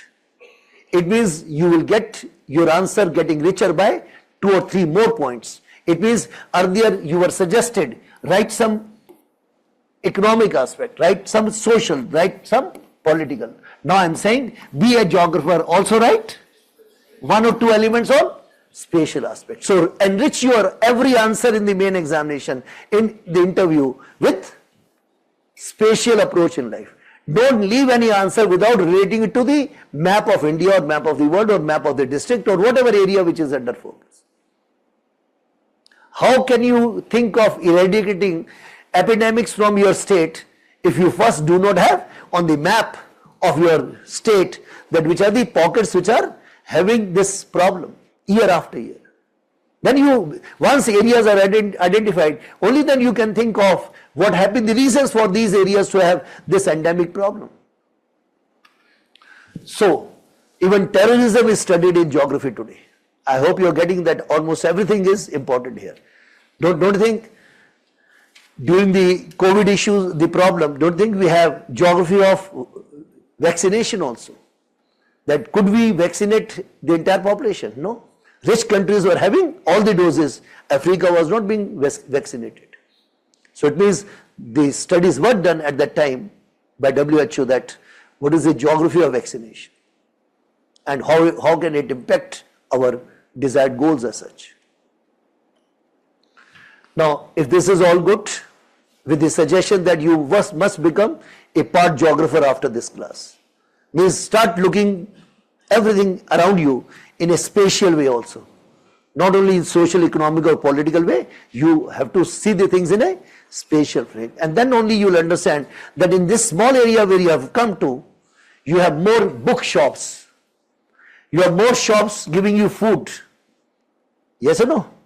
Don't think this is all because of you being here. It means in every area, we have some forces which give us a spatial design. And the moment you understand here, now after the class is over, sit in your room and take a aerial view of your hometown or home city. You will find even in your city, there is a spatial distribution of services. There is one area of your city which is more good for administrative function. There is another for wholesale market. There is some area we have more of medical amenities. There is some area known for good schools as such. Now tell me, this whole organization of services, has it evolved on one particular day? Has it been planted by the government of the country, state by one particular step? No, it has evolved with time. Lots of forces have gone into it over a period of time. This is spatial geography. This is what you have to, means this is what you have to have a watch, and you will write better answers in the mains examination and you will speak better in the interview also.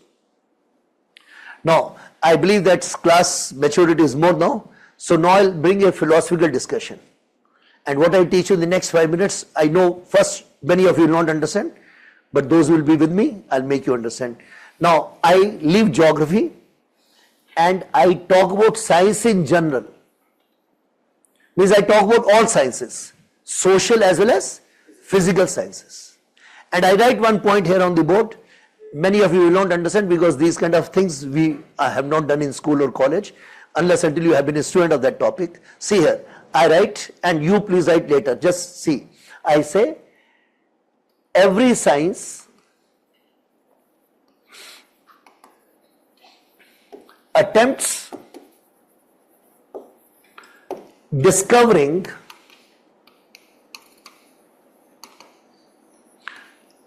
an order in the apparent chaos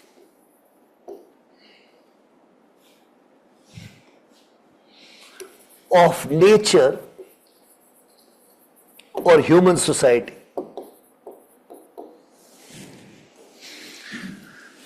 Now you may not be able to understand this statement because you might not have done these kind of things, or you may not know the word order, etc. But let me go for 5 minutes of discussion and I'll make you understand and relate it to all subjects you have studied in school and college. See, when I write the word order, by this I mean something what I call as pattern, means simple words, design, or what you have been doing in school and college as theory, generalization. Okay? So by order you understand what you understand by the term design in life, pattern in life, or what you have studied in school and college as theory or generalization. Now you will say, sir, what does it mean, chaos of nature or human society? Now to make you understand this, I take 2 examples, and through those 2 examples I'll justify this statement, and you'll have learning in general for every subject you have studied. Let me take the example from geography of other teacher. Let us think of earthquakes. When you will study about Earth's interior and its processes, and when you will focus on things like earthquakes, on one hand you will understand that no place of this earth is immune from a quake. It means the knowledge will be that Earth interior is such that an earthquake can happen at any time, anywhere. So much so that there is a possibility that we may not be able to complete this lecture today. Means before 10, who knows? A quake may happen in this area. And now you will be really cursing me that we have just paid a huge amount of fee and we are just trying to settle in this city for our examination, and this teacher is so negative that he says that we may not survive this very second class of ours. But no, you just wait for a few minutes, you will find I'm very positive in my approach. Means I'll change the things with the help of science. But see, if you are told that one fact of Mother Nature is that a quake can happen anytime, anywhere, can I say when you get to know this, it gives you a feel of chaos about nature? Don't think it gives you a feel of helplessness, that as a human being I can't do anything?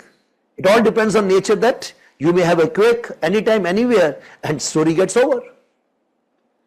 So this fact gives you, this fact which I have just mentioned, gives you what? A chaos. Chaos of nature, because I am talking about earthquake. But what science has done,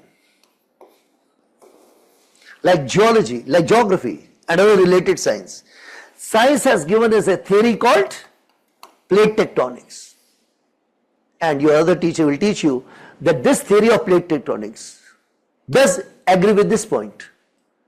But it goes for giving us an order, a design, a pattern. And it says that in the present earth, when we are on this earth, there are 3 seismic belts,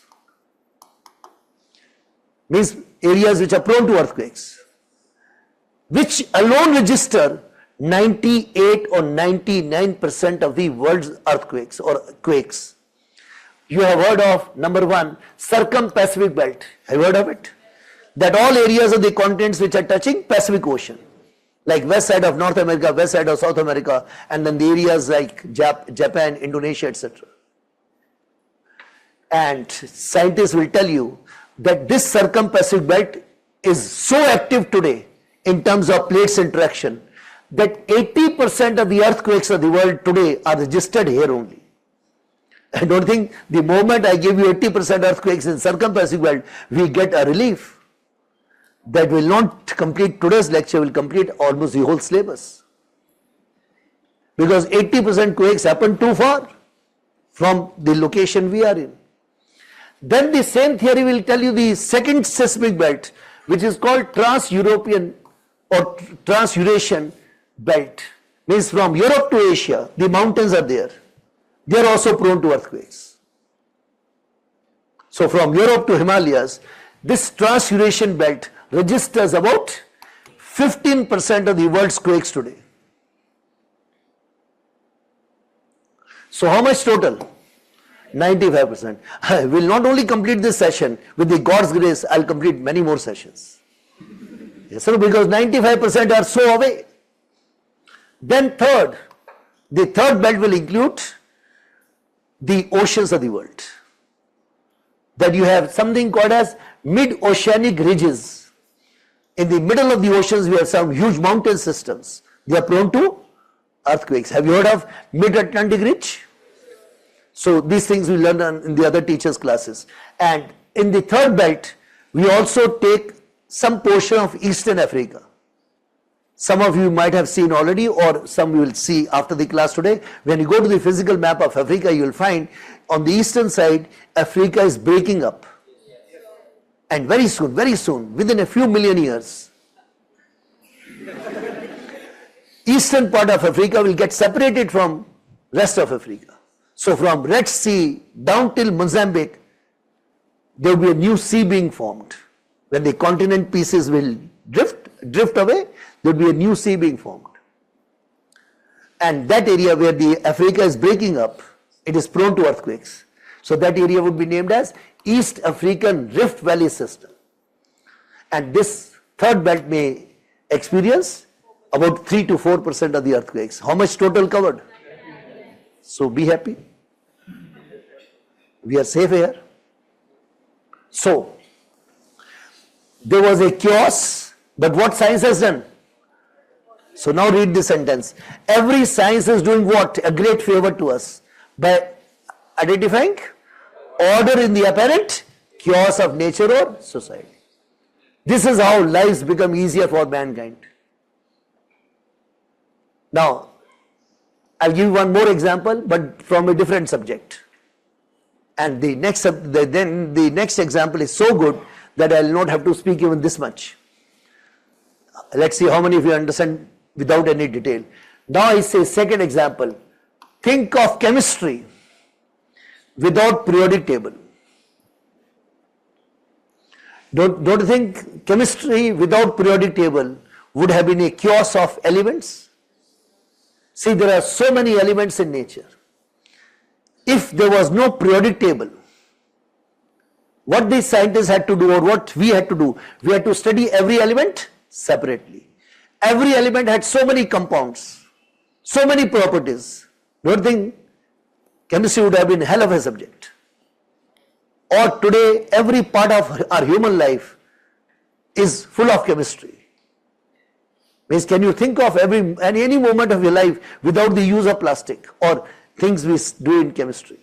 No. So, how many of you understand elements of nature represent a chaos? But what periodic table has done? It has found order in that chaos, and that is why you don't need to study every element separately. You have bundles of elements, that these are all halogens in one group. Yes, understood or not? So this is what every science means. Every science. Now look at any subject you have done, you will understand that every science is making our lives easier by identifying order. Otherwise things would have been chaos and you had to study everything in separate pieces. But now we are able to study nature and society in bundles. Psychologists are trying to understand the order in psychological behavior, social behavior and all that. Sociologists are focused on social interactions. Okay. Now, let us bring geography and this discussion together. So can I say geography is a spatial science?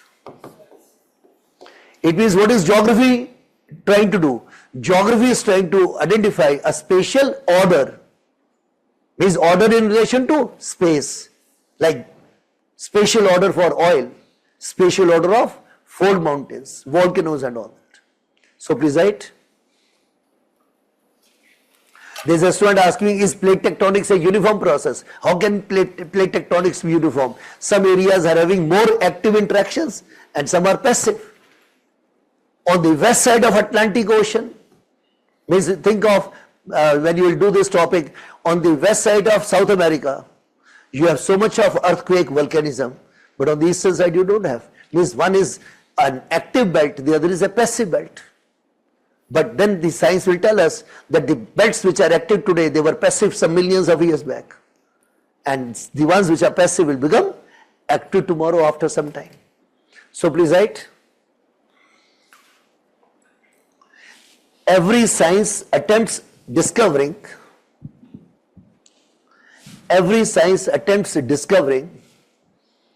an order in the apparent chaos of nature.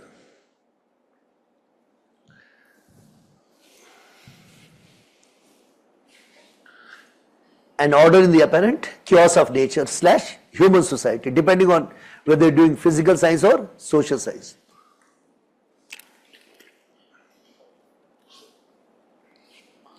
Then right, next point, geography being a spatial science,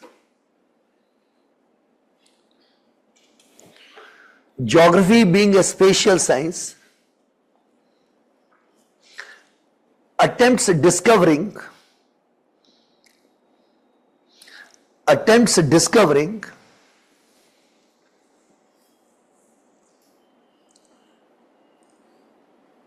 the spatial order, in whatever it studies. in whatever it studies.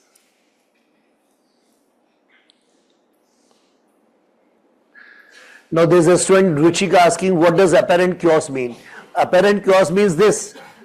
For example, that a quake can happen anytime, anywhere. This is what? It appears as if there is a chaos in nature. But scientists find no. Behind this apparent chaos is a design of Mother Nature. And the design is given by plate tectonics. Seismic belts, there are 3 areas which are active today. What is chaos? Every element appears to be different. But scientists who studied these elements over a period of time kept on classifying them. And finally, with efforts of great scientists of the past, we got a table called periodic table, which happens to give you bundles of elements that you can take them as whole. No need to waste your time on one element separately. Hundreds of their compounds and hundreds of their properties. So they have made our life easier. It means if science was not there, you have to handle everything separately. But with science, you are handling things in bundles. That sociologists say these kind of people, those who go for this social system, they are different from the other social system. Okay. Now, let me just to relate to this only. I make a statement. There was a scientist by the name Bunge. First listen to this and then you can write this on the margin. This scientist once said, science is the deadly enemy of uniqueness. Write this sentence and tell me, is this understood from the context I have discussed? Please write Bunge. Science is the deadly enemy of uniqueness. Science is the deadly enemy of uniqueness. It means what he is saying is science kills uniqueness. So science killed the uniqueness of elements by putting them into a group called halogens. Okay? And that is how our life becomes easier. If sciences were not there, we had to think or we have to handle everything separately. Now there is a student asking that how geology means. I mentioned the word geology sometime in between. So he is asking, he or she, I don't know, NKS, that how geology is different from geography. See, we geographers focus on the earth surface, no? Geologists study the whole earth. So geology is the study of earth. And we human beings study, we geographers study the earth surface in particular. And in particular as the home of mankind. So man is also important in our studies. Whereas geologists focus more on the whole earth as a body. So it means what I said for endogenetic processes, we take most of that from geological studies. Geologists tell us about the interior of the earth and then we go for our usage on that earth surface. Now, so these are the two, it means what is the learning of the last 1 hour's time? That one, my suggestion to you is for better answer writing, you must become geographer to some extent. Okay? In your thought process. It means from today onward, think spatially. Relate everything to space. You'll get extra points for answer writing. And second, to write better answers, lift your analysis to order rather than things separately. Means the one who writes the conventional college or school way would write over pieces. But a mature student of my class would write about the elements. But having done that, in the final analysis, he will take an overview as an order. What combines this? What binds them together? So your quality of answer writing would be much better. Now, let's relate this discussion to our first part of the lecture. I said, keep reading syllabus and previous year's question papers. Did I say this or not? I said, don't waste time with the so-called seniors and other. See, enough time you are spending in the classes. Every teacher will have something to suggest, no? Means you have to bear me for my suggestion. Every teacher will show you that based on my experience, you do this. Means some teacher will say, don't read one newspaper, read two. So everyone has these suggestions based on the experience. But having got such a set of suggestions and all that from class itself, there's no need to waste time on the seniors and other people outside, except their mistakes you have to learn. So what I suggest is, now I make my whole suggestion scientific. My suggestion today was that read the question papers and your syllabus copy so well that you discover order in UPSC examination. For example, take essay papers. If you look at the essay paper of last 15 years, say, don't think every year they ask different essays? And don't think the things are different from school essay examination? Remember school and college, the teacher gave us, means the whole syllabus had 4 to 6 essays. And the teacher could not do all. He could only do 4 discussions. And then he had most of the teachers in school and college had one last lecture where they told the students, do come. Means those teachers who never taught us well, they always had one good last lecture where they gave us a hint. Though I've done 4 with you, this one is useless. This one is also useless. So it means you got a clear hint that 2 essays will make him pass the exam. And we were further smart. We did 1 only. Because we knew choice will come. So this is how we have done essay and other things. But is that possible in UPSC? No. They change this essay paper, the topics, and they are such that you have to go there and write. Think and write. But before you go there, how can you prepare well when you know topic is going to change? So it means my suggestion is read the question papers of last 15 years essay papers so well that discover order. That what exactly are the topics asking every year. So you'll find some order emerging. And once order is understood, don't think your preparation would need less time. It would be more structured. Even if you do not know the title, you know the content, what kind of content would be handy. So when you read some news item, when you read article in the on the editorial page, you'll know this sentence, this theme might be useful for that category of essay paper. It means by identifying the order of essay paper, you can categorize the essays in 5 or 6 or 7 or 8 categories. And then when you read one article on the newspaper, you'll say, this article is useful for this bundle. So you write that information in one file. Some other article in the newspaper is good for this category.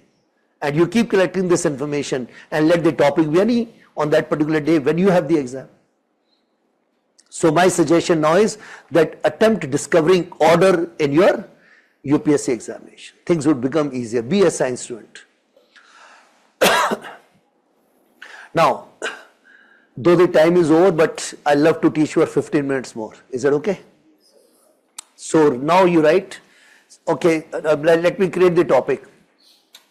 So what is the learning of today's lecture? That geography is a spatial science. It means we cannot move any further in this subject without having a system to locate places on the earth. Means how can I relate some study with space if I do not know how to locate a place on the earth surface? And if you remember in school, you know, you have done something called latitude, longitude. You have seen some lines on the globe, the lines which are having a network called grid system. So before we can start the subject of geography, we need to know the shape of the earth. We need to develop a system to have an address of a place on the earth surface and the related things. And then move on to things like time, concept and all that. Okay. Then we'll start with physical geography after that.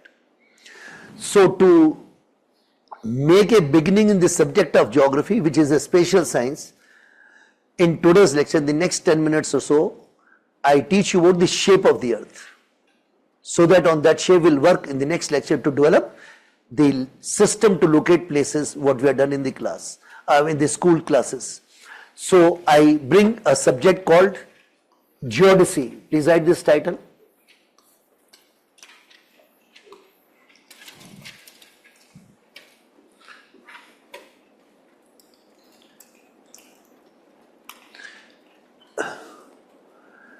Now see here, before you write, what is geodesy?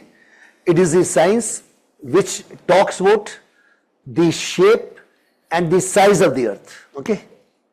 So please write a sentence.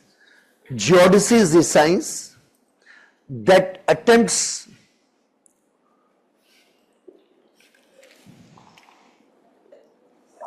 to determine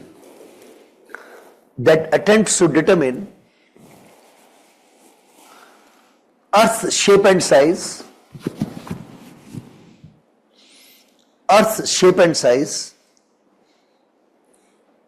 by surveys. Surveys means by looking around, by surveys and mathematical calculations. By surveys and mathematical calculations. Okay?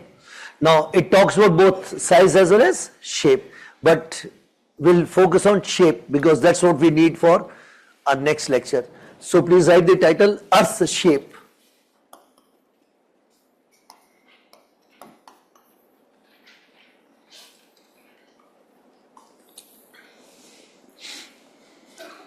And now give me 5 minutes on the board. We'll write the notes later, right? First listen to me. There's a student who wants me to repeat. I said by surveys and mathematical calculations. Now be on the board and don't write anything. See here, we were told today that Greeks were the first geographers. These Greeks who lived centuries back, they, through their observations of nature, made a concept in mind that our earth is a perfect sphere.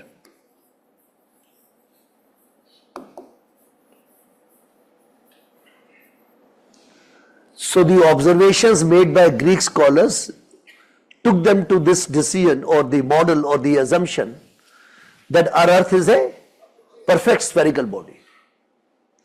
And this notion that earth is a perfect spherical body remained unchallenged for a very long time. Means humanity accepted this idea that earth is a perfect sphere. It was given by the first geographers of the world. But in 1687, late 17th century, there came our famous scientist Isaac Newton. And he made a correction. He made a very right correction. He said, Earth, like any other planet, which is spinning on its axis, cannot be a perfect sphere. Because you have done in school physics, when a body spins, there is a force called centrifugal force, the force acting towards periphery. So Newton very rightly said in late 17th century that since Earth is spinning on its axis, so it is bulging out in the middle portion. And it is flattened at the top and bottom.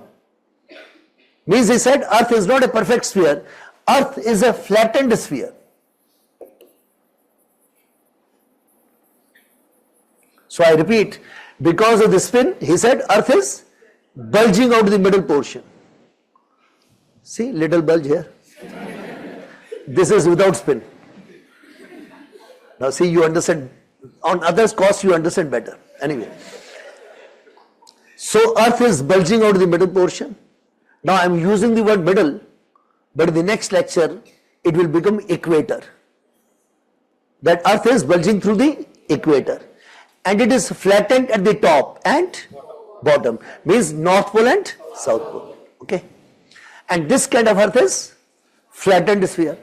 And from the times of Newton, this flattened sphere was called oblate spheroid.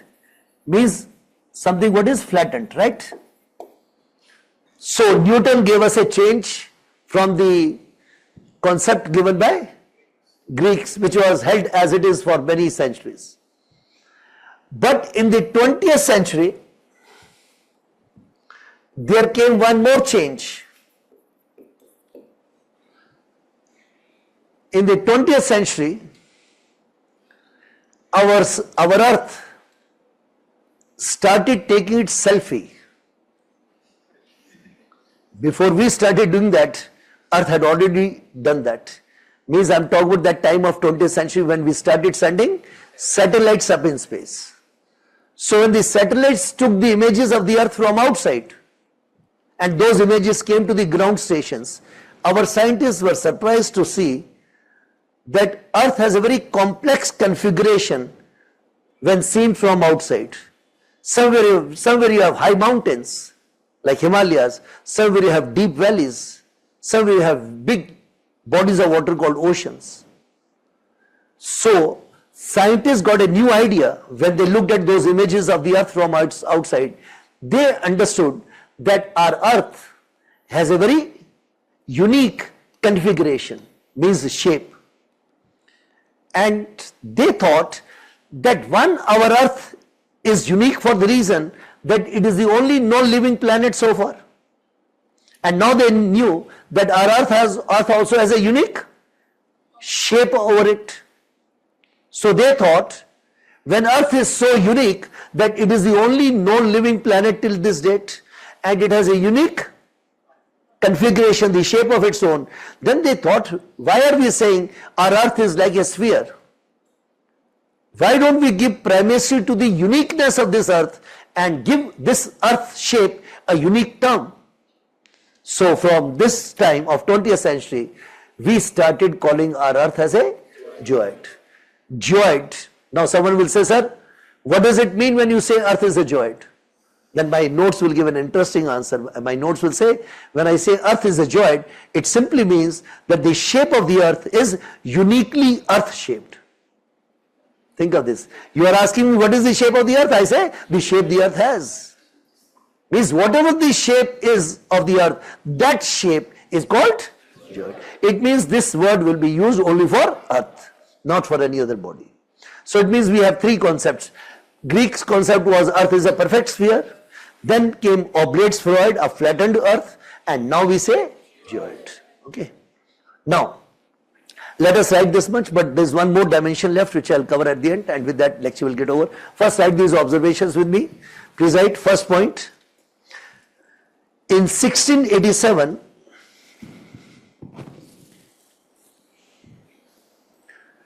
Sir Isaac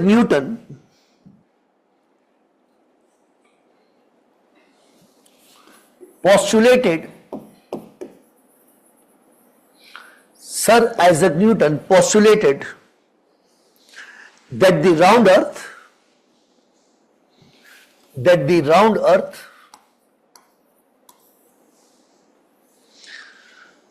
along with other planets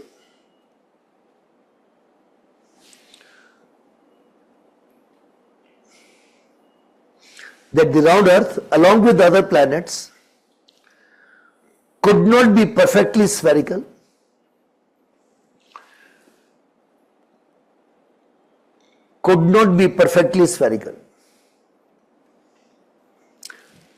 Full stop. Write in the same next sentence. Until this time,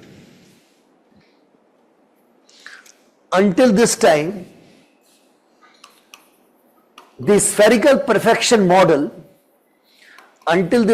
spherical, please write the way I am writing on the board, hyphen perfection, model means a simplification. Until this time, the spherical perfection model was a basic assumption of geodesy. Spherical perfection model was a basic assumption of geodesy.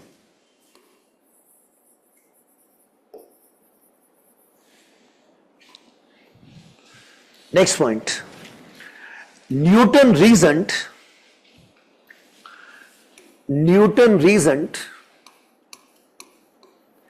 that the shape of the earth, or write this way, Newton reasoned that earth is slightly misshapen, if we can use that word. Newton reasoned that the earth is slightly misshapen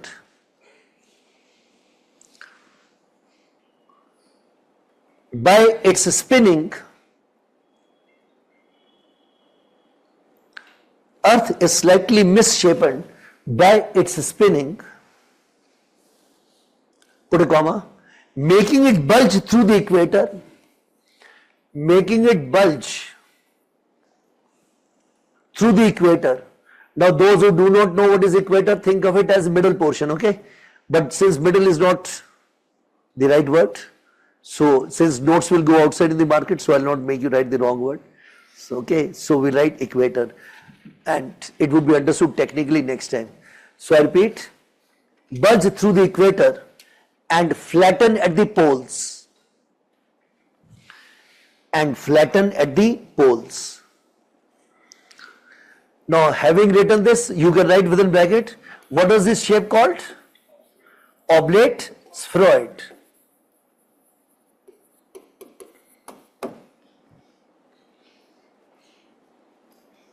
Is okay? Now write the next point.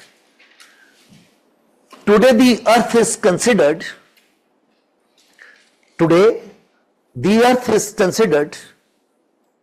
a geoid.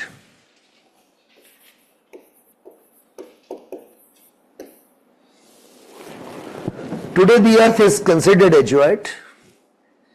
Full stop. Next sentence. The geoid means that the shape of the earth is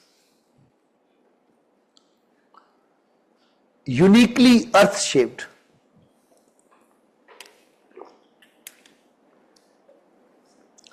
The shape of the earth is uniquely earth shaped. Okay. Now let's add one more element in this discussion. 5 minutes more. Be on the board now.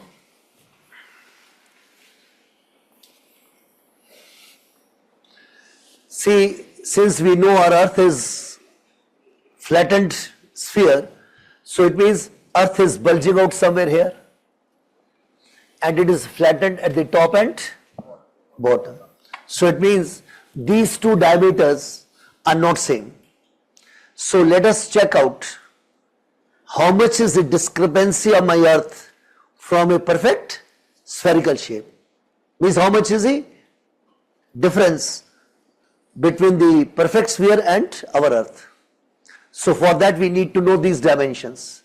So please write this with me. Slightly flattened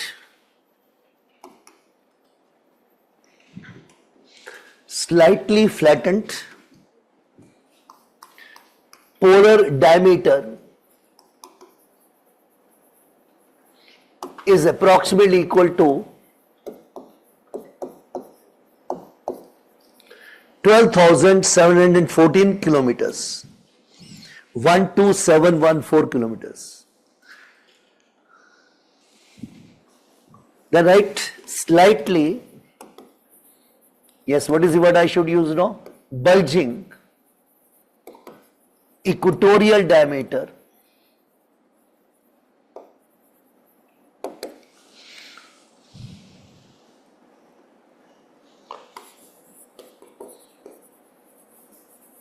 is approximately equal to 12,756 kilometers, 12756 kilometers.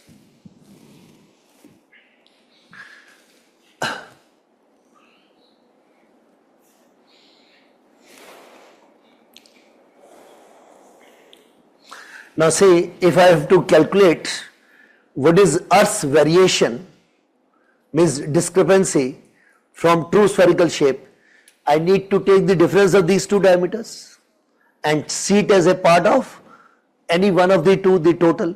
So see, what I do is 12756 minus 12714. This difference divided by what? I can take any of the two as base value.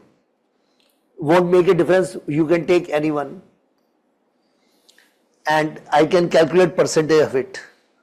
Now please, one of you, or you calculate this in percentage. How much is the variation? Yes, online, offline students, please do it fast. What is the calculation value? Remember, you have to take CSET exam also, and CSET is qualifying. Yes, please, point.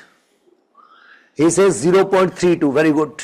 So it is about 0.32%, or simply I say 0.3%.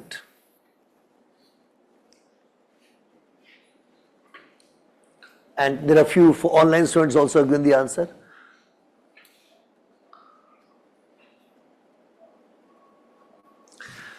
So what is the learning of this calculation? Now mind this on the board, that our earth is not a perfect sphere. And how much is its variation from the true spherical shape? 0.3%. Please write this in a sentence. Please write. Earth's variation. Please write Earth's variation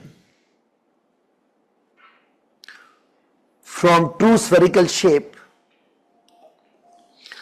Earth's variation from true spherical shape is very minute,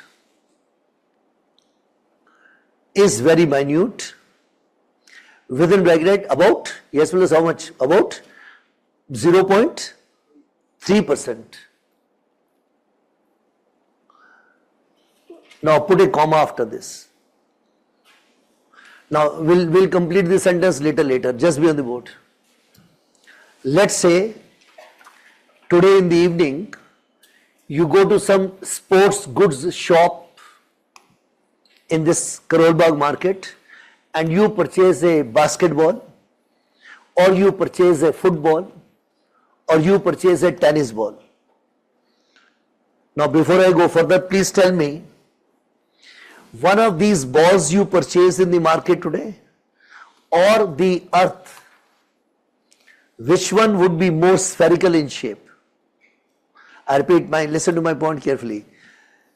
If you purchase one of these balls today from the market, my question is, one simple point is that in general, one of these balls or our earth, which one do you think is going to be in general more spherical? Balls. Very good. Don't you think if that was the answer, I had no reason to ask this question? Means we are already late. People might be waiting for the next class here. And if answer is this, then I'm wasting your time and my time also. Now, the point is, these basketballs, footballs, tennis ball, they were given to us since childhood as examples of spheres. But tell me honestly, did anyone of you measure the dimensions of any football to check whether it's a sphere or not? We never did that. We just took the given example, means we were told by the elders, we accepted it. But the point the point which I'm going to highlight is that because of manufacturing reasons, most of the footballs, basketballs and tennis balls, I'm not saying all, most of them have errors, and those errors are generally seen to be more than 0.3% errors. That we see, I'm not saying that we cannot manufacture a exactly spherical football or basketball. We can do that, but cost increases. So for commercial reasons, most of the balls which you get in the market, they have errors, and errors are generally more than 0.3%. So that's why I said, in general, which one is going to be more spherical?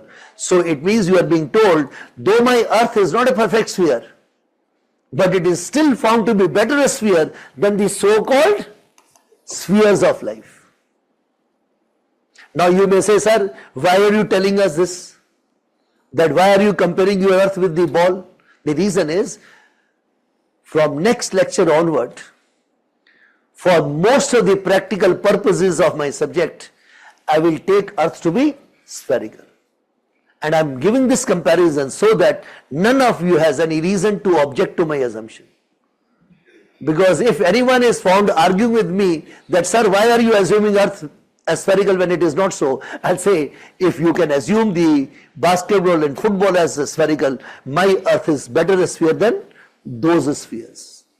So it means in any lecture till the completion of the course, if I say earth without any qualification, then earth is spherical. The day I wish to focus on the deviation of my earth from the spherical shape, then I'll mention it clearly. Otherwise, earth is practically, for all purposes we study geography, would be a spherical body. So complete that sentence.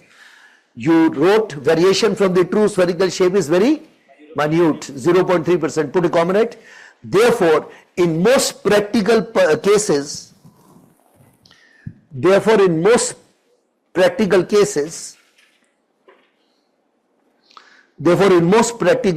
put a comma again, we can treat earth. Now there is some phones ringing here. I tell the students I'll end my lecture as per my own requirements. By giving these calls, etc. No, keep your phones off. See, there are some students after 10 they will start indicating time is over. In one or the other way. But I tell you, the only privilege a teacher has is to close a lecture. Administration opens the lecture, teacher closes the lecture. And once I reach home, you know, privileges lie somewhere else. So don't snatch the only privilege I have in life. I'll close the lecture. And if you disturb with this phone and other things, I'll extend the lecture further by 15 minutes. So please write, in most practical cases, put a comma, we can treat earth as if it were